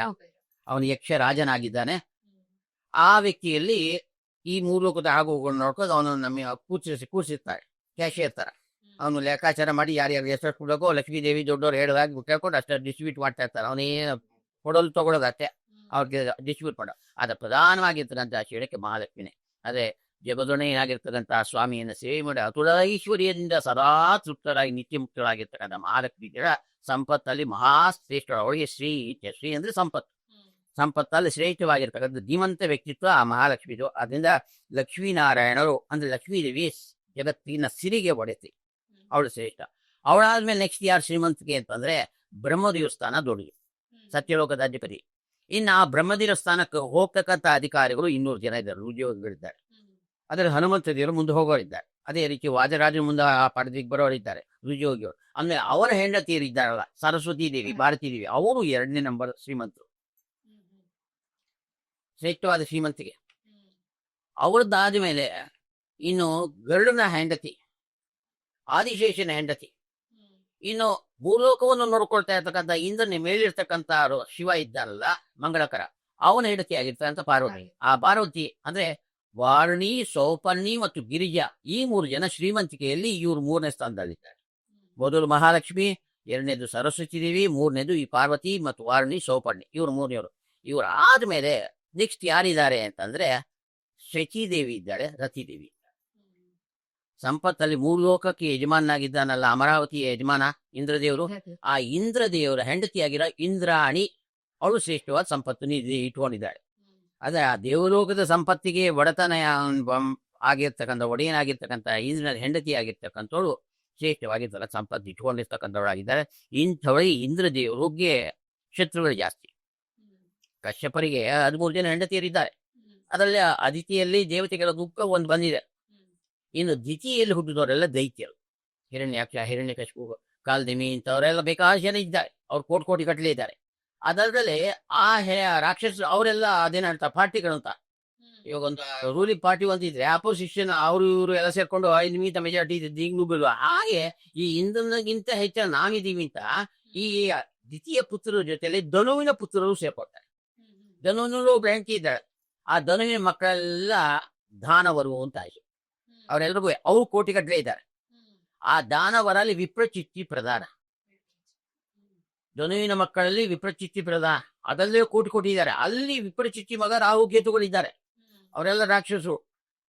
ಈ ದ್ವಿತೀಯ ಮಕ್ಕಳಾಗಿರ್ತಕ್ಕಂಥವ್ರು ಮಧುಕೈಟಪರು ಇವರೆಲ್ಲ ಇದ್ದಾರೆ, ಶುಂಭಾದಿಗಳಿದ್ದಾರೆ, ಇವರೆಲ್ಲ ದೊಡ್ಡ ಅವರೆಲ್ಲ ಒಂದಾಗಿ ಸೇರ್ಕೋತಾರೆ. ಆ ಒಂದಾಗಿ ಸೇರ್ಕೊಂಡು ಅವರೆಲ್ಲ ಮಾಡ್ತಾರೆ. ಈ ತಾರಕಾಸುರ ಅವರೆಲ್ಲ ಆ ಗುಂಪಲ್ಲಿ ಬಂದು ಆಗಾಗ ಅನೇಕರು ಬರ್ತಾ ಇರ್ತಾರೆ. ಇವರೆಲ್ಲ ಒಂದ್ಸತಿ ದಾಳಿ ಒಬ್ಬನಾಗ ಸೇರ್ಕೊಂಡ್ಬಿಟ್ಟು ಇಂದ್ರನ ಮೇಲೆ ಇದ್ ಮಾಡ್ತಾರೆ, ಅಮರಾವತಿ ಮುತ್ತಿರ್ತಾರೆ, ಇಂದ್ರನ್ ಓಡಿಸ್ಬಿಡ್ತಾರೆ. ಅದು ವರ್ಷಾನ್ಗಟ್ಲೆ ಅವನು ಹೊರಗಡೆ ಬರೋ ಆಗಾಗ. ಆ ಹೊರಗಡೆ ಬಂದಾಗ ಅವನಿಗೆ ಸಂಪತ್ತಿಲ್ಲ, ದಾರಿದ್ರ್ಯ ಬಂತು. ಸೊ 3 ಲೋಕದ ಆಗ ಹೋಗೋದು ಇವನಿದ್ದೇನಾಗ್ತಾ ಇಲ್ಲ, ಇವನೇ ಹೊರಗೆ ಬಿದ್ದ್ಬಿಟ್ಟಿದ್ದಾನೆ. ಆಗ ಇಂದ್ರಾಣಿ ನೋಡ್ತಾಳೆ, ನಮ್ಗೆ ಸಾವು ಎಷ್ಟು ಅಮರಾವತಿ ಇದೆ, 3 ಲೋಕಕ್ಕೆ ಯಜಮಾನರಾಗಿ ನಾವಿದ್ದು ನಮ್ಮ ಸಂಪತ್ತೆಲ್ಲ ಹೊರಟಾಗಿದೆ, ಏನ್ ಮಾಡೋದು ಅಂತ ಋಷಿಗಳನ್ನ, ಸಪ್ತ ಋಷಿಗಳನ್ನ, ಬೃಹಸ್ಪತ್ಯಾಚಾರನ ಕೇಳ್ತಾರೆ. ಬೃಹಸ್ಪತ್ಯಾರು ಹತ್ಯೆ ಕಕ್ಷಿಸಿದ್ದಾರೆ, ಇಂದ್ರನಿಗೆ ಗುರುವಾಗಿರ್ತಕ್ಕಂಥವ್ರು. ಅವ್ರನ್ನೆಲ್ಲ ಕೇಳಿದಾಗ ಹೇಳ್ತಾರೆ, ಮಾರ್ಗಶಿರ ಮಾಸ ಕಳೆದು ಮಾರ್ಗಶೀರ್ಷ ಮಾಸ ಮುಗಿತಾ ಬಂದಾಗ ಈ ಧನುರ್ಮಾಸ ಬರುತ್ತೆ. ಆ ಧನುರ್ಮಾಸ ಪುಷ್ಯ ಮಾಸದವರೆಗೂ ಇರುತ್ತೆ. ಪುಷ್ಯ ಮಾಸದ ಆ ಒಂದು ಶ್ರೇಷ್ಠವಾಗಿ 14ನೇ ತಾರೀಕು ಏನ್ ಬರ್ತದೆ ಮಕರ ಸಂಕ್ರಮ ಉತ್ಪತ್ತಿ ಆಗುತ್ತಲ್ಲ ಅಲ್ಲಿವರೆಗೂ ಇರುತ್ತೆ. ಅದರಿಂದ ಧನುಸ್ಸಿನ ಒಳಗೆ ಈ ಸೂರ್ಯನ ಪ್ರವೇಶ ಆಗಿದೆ, ಧನುರ್ಮಾಸ ಬಂತು. ಇನ್ನು ಮಕರ ರಾಶಿಗೆ ಹೋಗೋವರೆಗೂ ದೊಡ್ಡ ಅನುಷ್ಠಾನ ಮಾಡಬೇಕು. ಸೊ ಅದರಿಂದ ಮುದ್ಗಾನಾದಿಗಳು ಮಾಡಿ ಆ ಪರಮಾತ್ಮನಿಗೆ ನಿವೇದನೆ ಮಾಡಿ ಅದು ಮಾಸವಿಡೀ ಮಾಡಬೇಕು ಅಂತ ಹೇಳ್ತಾರೆ. ಅವಳು ಒಂದು ಮಾಸ ಪೂರ್ತಿ ಮಾಡ್ತಾಳೆ. ಯಾರು ಶಚಿದೇವಿ ಅಷ್ಟು ಮಾಡಿಬಿಟ್ಟು ಕಡೆಯಲ್ಲಿ ಲಕ್ಷ್ಮೀದೇವಿಯ ವಿಶೇಷವಾದ ಪೂಜೆಯನ್ನು ಮಾಡಬೇಕು ಅಂತಿದೆ. ಪರಮಾತ್ಮನ ಪೂಜೆ ನೈವೇದ್ಯ ಮಾಡಿದ್ಮೇಲೆ ರಮಾ ನೈವೇದ್ಯ ಅಂತ ಮಾಡೋದು ಉಂಟು ನಮ್ಮಲ್ಲಿ. ಆ ಮಾಡಿರ್ತಕ್ಕಂಥ ಭಕ್ಷ್ಯಭೋಜ್ಯಾದಿಗಳೊಂದಿಗೆ ಆ ಚತುರ್ವಿಧ ಅನ್ನವನ್ನ ಪರಮಾತ್ಮ ನಿವೇದನೆ ಮಾಡಿದ್ಮೇಲೆ ತುಪ್ಪದೊಂದಿಗೆ ಅದನ್ನ ರಮಾ ನೈವೇದ್ಯ ಮಾಡೋದುಂಟು. ಆಮೇಲೆ ರಮಾ ನೈವೇದ್ಯ ಆದ್ಮೇಲೆ ಅದನ್ನು ವೈಷ್ಣದೇವಾದಿಗಳು ಮಾಡೋದು, ಅಗ್ನಿ ಮುಖಾಂತರವಾಗಿ ದೇವತೆಗಳಿಗೆ ಹಿರಿಯರಿಗೆಲ್ಲ ಕೊಡ್ತಕ್ಕಂಥದ್ದಿದೆ. ಸೊ ಈ ಒಂದು ಸಂದರ್ಭದಲ್ಲಿ ಅವಳು ಅದನ್ನೂ ಮಾಡ್ತಾಳೆ. ಅದನ್ನೂ ಮಾಡಿ ಉತ್ಕೃಷ್ಟವಾಗಿರ್ತಕ್ಕಂಥ ಲಕ್ಷ್ಮೀದೇವಿ ಸ್ತೋತ್ರಗಳು ಮಾಡ್ತಾಳೆ. ಯಾರೋ ಶಚಿದೇವಿ ಹೀಗೆ ಮಾಡಿದ ಮೇಲೆ ಅವಳಿಗೆ ಶ್ರೇಷ್ಠವಾಗಿರ್ತಕ್ಕಂಥ ರೀತಿಯಾದ ಪದವಿಗಳು ಸಿಗುತ್ತೆ. ಆಮೇಲೆ ಇಂದ್ರಾಣಿ ಆಚರಣೆ ಮಾಡಿ ಲಕ್ಷ್ಮೀದೇವಿಯನ್ನು ಒಲಿಸ್ಕೊಂಡಿದ್ರಿಂದ ಅವಳು ಶ್ರೇಷ್ಠವಾಗಿದ್ದಂಥ ಸಂಪತ್ತಲ್ಲಿ ಪದವಿಯನ್ನು ಪಡೆದಳು. ಶಾಶ್ವತ ಸಂಪತ್ತು ಅಂದ್ರೆ ಮೂರು ಲೋಕದ ಯಜಮಾನಾಗಿರೋ ಇಂದ್ರನ ಹೆಂಡತಿ ಇಂದ್ರಾಣಿ ಸಂಪತ್ತಲ್ಲಿ ಶ್ರೇಷ್ಠವಾಗಿದ್ದಾಳೆ. ಅವಳು 4ನೇ ಸ್ಥಾನದಲ್ಲಿ ಇದ್ದಾಳೆ. ಸಂಪತ್ತನ್ನ ಜಗತ್ತಲ್ಲಿ ಪಡೆದಿರುವಂತಹ ಅಧಿಕಾರಿಗಳಲ್ಲಿ ಮೊದಲನೇದು ಮಹಾಲಕ್ಷ್ಮಿ, ಅವಳ ಒಡತಿ ಜಗತ್ತಿನ ಸಂಪತ್ತಿಗೆ. 2ನೇದು ಸರಸ್ವತಿ ದೇವಿ, 3ನೇದು ಈ ವಾರ್ಣಿ ಸೋಪರ್ಣ ಗಿರಿಜ, 4ನೇ ಸ್ಥಾನವೇ ಇವಳಿಗೆ ಬಂದ್ಬಿಟ್ಟಿದೆ. ಅನ್ನೇ ದೇವಲೋಕದ ಆ ಶಚಿ ಏನಿರ್ತಾಳೆ ಇಂದ್ರಾಣಿಗೆ ಬಂದಿರ್ತಕ್ಕಂಥ ಅವಳು ಈ ಪರಮ ಲಕ್ಷ್ಮೀದೇವಿ ಪೂಜೆಯನ್ನು ಮಾಡಿ ಉತ್ಕೃಷ್ಟವಾಗಿ ಅನುಗ್ರಹವನ್ನು ಪಡೆದಿದ್ದಾಳೆ. ಅಲ್ಲದೆ ಬಿಲ್ಪತ್ರದ ಮಾದ ಗಿಡದ ಕೆಳ ಕೂತ್ಕೊಂಡು ಈ ಲಕ್ಷ್ಮೀ ಪೂಜೆಯನ್ನು ನೈವೇದ್ಯಾದಿಗಳು ಮಾಡಿ ಲಕ್ಷ್ಮೀ ಸ್ತೋತ್ರ ಮಾಡಿದ್ದಾಳೆ. ಅದು ಬಹಳ ಶ್ರೇಷ್ಠವಾಗಿರ್ತಂತ. ಅದು ಯಾರು ಬಿಲ್ಪತ್ರ ಕೆಳ ಕೂತ್ಕೊಂಡು ಆ ಲಕ್ಷ್ಮೀ ಸ್ತೋತ್ರ ಲಕ್ಷ್ಮೀ ನೈವೇದ್ಯಾದಿಗಳನ್ನ ಅಲ್ಲಿ ಮಾಡ್ತಾರೋ ಅಂತವ್ರಿಗೆ ಹೆಚ್ಚು ಫಲ ಇದೆ. ಬಹಳ ಚೆನ್ನಾಗಿ ತಿಳಿಸ್ಕೊಟ್ರಿ. ಇನ್ನು ಜಗನ್ಮಾತೆ, ಪ್ರಕೃತಿ, ಮಹಾಲಕ್ಷ್ಮಿ, ನಮ್ಮ ಯೂನಿವರ್ಸ್ ಏನಂತೀವಿ, ಇದು ಪೂಜೆ, ಸ್ಮರಣೆ, ಅರ್ಘ್ಯದೊಂದಿಗೆ ಮಾಡಬಹುದಾ? ಈ ಧನುರ್ವ್ಯತಿಪಾತ ಏನ್ ಹೇಳಿದ್ರಿ, ದೇವತೆಗೂನು ಅರ್ಘ್ಯ ಕೊಡ್ಬೇಕಾ? ಇದಕ್ಕೆ ಯಾವ್ದಾದ್ರು ಮಂತ್ರ ಹೇಳ್ಕೊಂತ ಅರ್ಘ್ಯ ಕೊಡ್ಬೇಕಾ? ಯಾವ್ದು? ಪ್ರತಿಯೊಂದಕ್ಕೂ ಮಂತ್ರ ಇದೆ, ಅವರ ಚಿಂತನೆ ಇದೆ. ಉತ್ತಮಾಧಿಕಾರಿಗಳ ಸ್ಮರಣೆ ಜೊತೆಲೆ ಸ್ತೋತ್ರಗಳು ಹಿರಿಯರು ಹೇಳ್ಕೊಟ್ಟಿರ್ತಾರೆ, ಅದನ್ನು ಮಾಡಬೇಕು. ಇಲ್ಲಿ ವಸ್ತುತಃ ಮಹಾಲಕ್ಷ್ಮಿ ಪೂಜೆ ಮಾಡ್ತಕ್ಕಂಥದ್ದು ಬಹಳ ಶ್ರೇಷ್ಠ. ಹೆಚ್ಚಿನ ಸಂಪತ್ತು ನಮಗೆ ಬರಬೇಕು ಅಂತಂದ್ರೆ ಮಹಾಲಕ್ಷ್ಮಿ ಪೂಜೆ ಧನುರ್ಮಾಸದಲ್ಲಿ ಮಾಡೋದು ಬಹಳ ಶ್ರೇಷ್ಠ. ಉಗ್ಗಿಯ ನೈವೇದ್ಯವನ್ನು ಮಾಡಿ ಮಹಾಲಕ್ಷ್ಮಿ ನೈವೇದ್ಯ ಮಾಡಬೇಕು. ಮೊದಲು ಪರಮಾತ್ಮ ಧನುರ್ ನಾರಾಯಣನ ಮಾಡಬೇಕು. ಅವನೇ ಕೇಶವ, ಅವನೇ ಶ್ರೀಕೃಷ್ಣ, ಅವನೇ ಜಗದೊಡೆ ಶ್ರೀಮನ್ನಾರಾಯಣ, ಕಾರ್ತಿಕ, ದಾಮೋದರ, ಉಪೇಂದ್ರ, ಅನಂತ ರೂಪಗಳಿದ್ದೆ ಭಗವಂತನಿಗೆ. ಅಂದ್ರೆ ಪರಮಾತ್ಮನ ಮತ್ಸ್ಯಾದಿ ಅನಂತ ರೂಪದಲ್ಲಿ ಇರ್ತಂತ ಸ್ವಾಮಿಗೆ ಕೃಷ್ಣ ರೂಪದಲ್ಲಿ ಅವನೇ ಭಗವದ್ಗೀತೆ ಅಂತ ಹೇಳ್ತಾರೆ. ಅವನೇ ನಾರಾಯಣ, ಧನುರ್ಮಾಸಕ್ಕೆ ಧನುರ್ನಾರಾಯಣ ಅಂತಾನೆ ಹೇಳಿ. ಆ ನಾರಾಯಣನ ಪುಷ್ಯಮಾಸಕ್ಕೂ ಅವನೇ ಲಕ್ಷ್ಮೀನಾರಾಯಣ ಅಧಿಪತಿಗಳಾಗಿದ್ದಾರೆ. ಸೊ ಅದರಿಂದ ನಾರಾಯಣನಿಗೆ ಅರ್ಪಣೆ ಮಾಡ್ತಕ್ಕಂಥದ್ದು ಬಹಳ ಶ್ರೇಷ್ಠ. ಈ ಸಂದರ್ಭದಲ್ಲಿ ಪರಮಾತ್ಮನಿಗೆ ಹೋಗಿ ನೈವೇದ್ಯ ಮಾಡಿದ ಮೇಲೆ ಲಕ್ಷ್ಮಿಗೂ ನೈವೇದ್ಯ ಮಾಡೋದು. ಲಕ್ಷ್ಮಿ ನೈವೇದ್ಯ ಮಾಡೋದು ಅಂದ್ರೆ ಲಕ್ಷ್ಮಿ ಪೂಜೆಯನ್ನು ಮಾಡ್ಬೇಕು ವಿಶೇಷವಾಗಿ. ಅಂದ್ರೆ ನೀವೇನ್ ಹೇಳಿದ್ರಿ, ಭದ್ರಲಕ್ಷ್ಮಿ ಅಂತ ಅದಿದೆ. ಆ ಭದ್ರಲಕ್ಷ್ಮಿ ಪೂಜೆ ಅಂದ್ರೆ ಅದಕ್ಕೆ ಈ ಸಂದರ್ಭದಲ್ಲಿ ಭದ್ರಲಕ್ಷ್ಮಿ ಅಂತ ಹೇಳೋದು. ಅಷ್ಟಲಕ್ಷ್ಮಿ ಅನುಗ್ರಹ ಬರ್ಬೇಕಾದ್ರೆ ಲಕ್ಷ್ಮೀ ದೇವಿ 10 ಹೆಸರುಗಳಿದೆ. ಆ ಹೆಸರುಗಳಿಂದ ಪ್ರತ್ಯೇಕ ಪೂಜೆ ಮಾಡ್ಬೇಕು, ಷೋಡಶ ಪೂಜಾದಿಗಳು ಮಾಡ್ಬೇಕು. ಆ ಷೋಡಶ ಪೂಜಾದಿಗಳಾದ್ಮೇಲೆ ಭದ್ರಲಕ್ಷ್ಮಿ ಸ್ತೋತ್ರವನ್ನು ಮಾಡ್ಬೇಕು. ಆ ಭದ್ರಲಕ್ಷ್ಮಿಗೂ ಈ ನೈವೇದ್ಯವನ್ನು ಮಾಡ್ಬೇಕು. ಇನ್ನು ಈ ಧನುರ್ವ್ಯತಿಪಾತ ದೇವತೆಗೂ ಅರ್ಘ್ಯ ಕೊಡ್ಬೇಕಾಗಿದೆ. ಸೂರ್ಯ ಚಂದ್ರರ ನೇತ್ರದಿಂದ ಉತ್ಪತ್ತಿ ದೃಷ್ಟಿಯಿಂದ ಪಾತ ಉತ್ಪತ್ತಿ ಆಯ್ತು. ಅದು ವ್ಯತಿಪಾತ, ಅದು ಧನುರ್ವ್ಯತಿಪಾತ. ಸಂಪರ್ಕ ಆಗುತ್ತಲ್ಲ, ಪಾತ ಅಂದ್ರೆ ಒಂದಕ್ಕೊಂದು ಸೇರಿರೋದು. ಧನುರ್ಮಾಸದಲ್ಲಿ ಇದಕ್ಕೆ ಹೆಚ್ಚು ಪ್ರಾಶಸ್ತ್ಯ ಕೊಟ್ಟಿದೆ. ಸೊ ಈ ಧನುರ್ಮಾಸದಲ್ಲಿ ಈ 27 ಯೋಗಗಳಿದೆಯಲ್ಲ, ತಿಥಿ ನಕ್ಷತ್ರ, ತಿಥಿನೇ ವಿಶೇಷಗಳಿದೆ, ನಕ್ಷತ್ರ ಇದೆ, ಯೋಗ ಕರ್ಣ ಇದೆ. ಆ ಯೋಗ ಕರ್ಣಗಳಲ್ಲಿ 27 ಯೋಗಗಳಿದೆ. ಆ 27 ಯೋಗದಲ್ಲಿ ಈ ವ್ಯತಿಪಾತವನ್ನು 17ನೇ ಯೋಗಕ್ಕೆ ಮಾಡಿದ್ದಾರೆ. ವ್ಯತಿಪಾತ ಯೋಗ ಯೋಗ. ಅದರಿಂದ 17ನೇ ನಂಬರ್ ಅಲ್ಲಿ ಇರ್ತಕ್ಕಂಥ ಇದಕ್ಕೆ ವ್ಯತಿಪಾತ ಯೋಗ ಅಂತ ಹೆಸರು. ಸೊ ಇದಕ್ಕೆ ಅಧಿಪತಿಯಾಗಿದೆ. ಈತನಲ್ಲಿ ಸೂರ್ಯನ ಸನ್ನಿಧಾನ ಇದೆ, ಚಂದ್ರನ ಸನ್ನಿಧಾನ ಇದೆ, ರುದ್ರನ ಅನುಗ್ರಹ ಇದೆ, ಸಂಕರ್ಷಣ ಅನುಗ್ರಹ ಇದೆ. ಲಕ್ಷ್ಮೀ ದೇವಿ ವಿಶೇಷವಾಗಿ ಈ ಸಂದರ್ಭದಲ್ಲಿ ಯಾವ ಸಾಧನೆ ಮಾಡ್ತಾರೋ ಸಂಪತ್ತು ಕೊಡ್ತೀನಿ ತಾನೇ ಇರೋದ್ರಿಂದ ಧನುರ್ನಾರಾಯಣ ಪರಮಾತ್ಮ ಪ್ರೀತನಾಗಿದ್ದಾನೆ. ಆ ನಾರಾಯಣ ರೂಪಿ ಜಗತ್ತಿ ಭಾರತ ಖಂಡದಲ್ಲಿ ಮೇಲಿದ್ದಾನೆ ನಾರಾಯಣ, ಅವನೇ ಬದ್ರಿನಾರಾಯಣ. ಆ ಬದ್ರಿನಾರಾಯಣನ ಈ ಮಾಸಕ್ಕೆ ಧನುರ್ನಾರಾಯಣ ಅಂತ ಕರ್ಸ್ಕೊಳ್ತಾ ಇದ್ದಾನೆ. ಅಂದ್ರೆ ಜಗದೊಡೆಯನಾಗಿರ್ತಕ್ಕಂಥ ಒಂದು ಮಹಿಮೆನ ಒಂದು ಆರ್ದು ಹೇಳ್ತಾರೆ. ಭಾಗವತಿ ಕೇಳ್ತಾ ಇದ್ರೆ ಪಶ್ಚಿಮ ಸ್ಕಂದದಲ್ಲಿ ಈ ಭರತಖಂಡವನ್ನು ಆಡ್ತಾ ಇರೋ ಚಕ್ರವರ್ತಿಗಳು ಯಾರು ಅಂದ್ರೆ ಸಾಕ್ಷಾತ್ ನಾರದರು. ಅವ್ರು ಸಂಸ್ಕೃತದಲ್ಲಿ ಹೇಳ್ತಾರೆ, ಸಂಸ್ಕೃತ ಎಲ್ರಿಗೂ ಬರಲ್ಲ. ಅದಕ್ಕೆ ಅವರೇ ಪುರಂದರದಾಸ ಬಂದು ಆ ನೀತಿಯನ್ನ ಕನ್ನಡದಲ್ಲಿ ಹೇಳ್ಕೊಟ್ಟಿದ್ದಾರೆ. ಅದಕ್ಕೆ ಹೇಳ್ಬೇಕಾದ್ರೆ ಮನ್ಮನೋಭೀಷ್ಟ ವರದಂ ಸರ್ವಾಭೀಷ್ಟ ಪರಪ್ರದಂ ಪುರಂದರವು ಅಂದ್ರೆ ದಾಸರ ಶ್ರೇಷ್ಠರು ಮನಸ್ಸಿನ ಅಭಿಲಾಷೆಗಳು ಪೂರ್ಣ ಮಾಡ್ತಾರೆ ಅಂದ್ರೆ ಮನ್ಮನೋಭೀಷ್ಟ ವರದಂ ಸರ್ವ ಅಭೀಷ್ಟ ಇನ್ನೂ ಸತಿ ಯಾಕೆ ಅಭೀಷ್ಟ ಪೂರ್ಣ ಮಾಡ್ತಾರೆ ಅಂತ ಅಂದ್ರೆ ಅದರಲ್ಲಿ ಜ್ಞಾನ ಭಕ್ತಿ ವೈರಾಗ್ಯಾದಿಗಳು ಪರಮಾತ್ಮ ಪುರುಷಾರ್ಥವನ್ನು ಕೊಡ್ತಾರೆ. ಪುರುಷಾರ್ಥದಲ್ಲಿ ಧರ್ಮ ಅರ್ಥ ಕಾಮ ಮೋಕ್ಷ ಇದೆ. ಮನಸ್ಸಿನ ಆಕಾಂಕ್ಷೆಗಳು ಈ ಪ್ರಕೃತಿಯಲ್ಲಿರೋ ವಸ್ತುಗಳು ಬೇಕು ಅಂತ ಮನ್ಮನೋಭೀಷ್ಟ ವರದಂ ಅಂತ. ಸರ್ವಾಭೀಷ್ಟಗಳು ಅಂದ್ರೆ ಸರ್ವಕ್ಕೂ ಅಭೀಷ್ಟ ಯಾವುದು ಅಂದ್ರೆ ಧರ್ಮ ತಿಳ್ಕೋದು. ಅರ್ಥ ಧರ್ಮದಲ್ಲಿದ್ರೆ ಅರ್ಥ ಭಗವಂತ ಕೊಡ್ತಾನೆ. ನನ್ನ ಧರ್ಮದ ಅನುಷ್ಠಾನ ಮಾಡಿದ್ರೆ ಅದಕ್ಕೆ ತಕ್ಕಂತ ಫಲ ಕೊಟ್ಬಿಡ್ತಾನೆ ಪರಮಾತ್ಮ.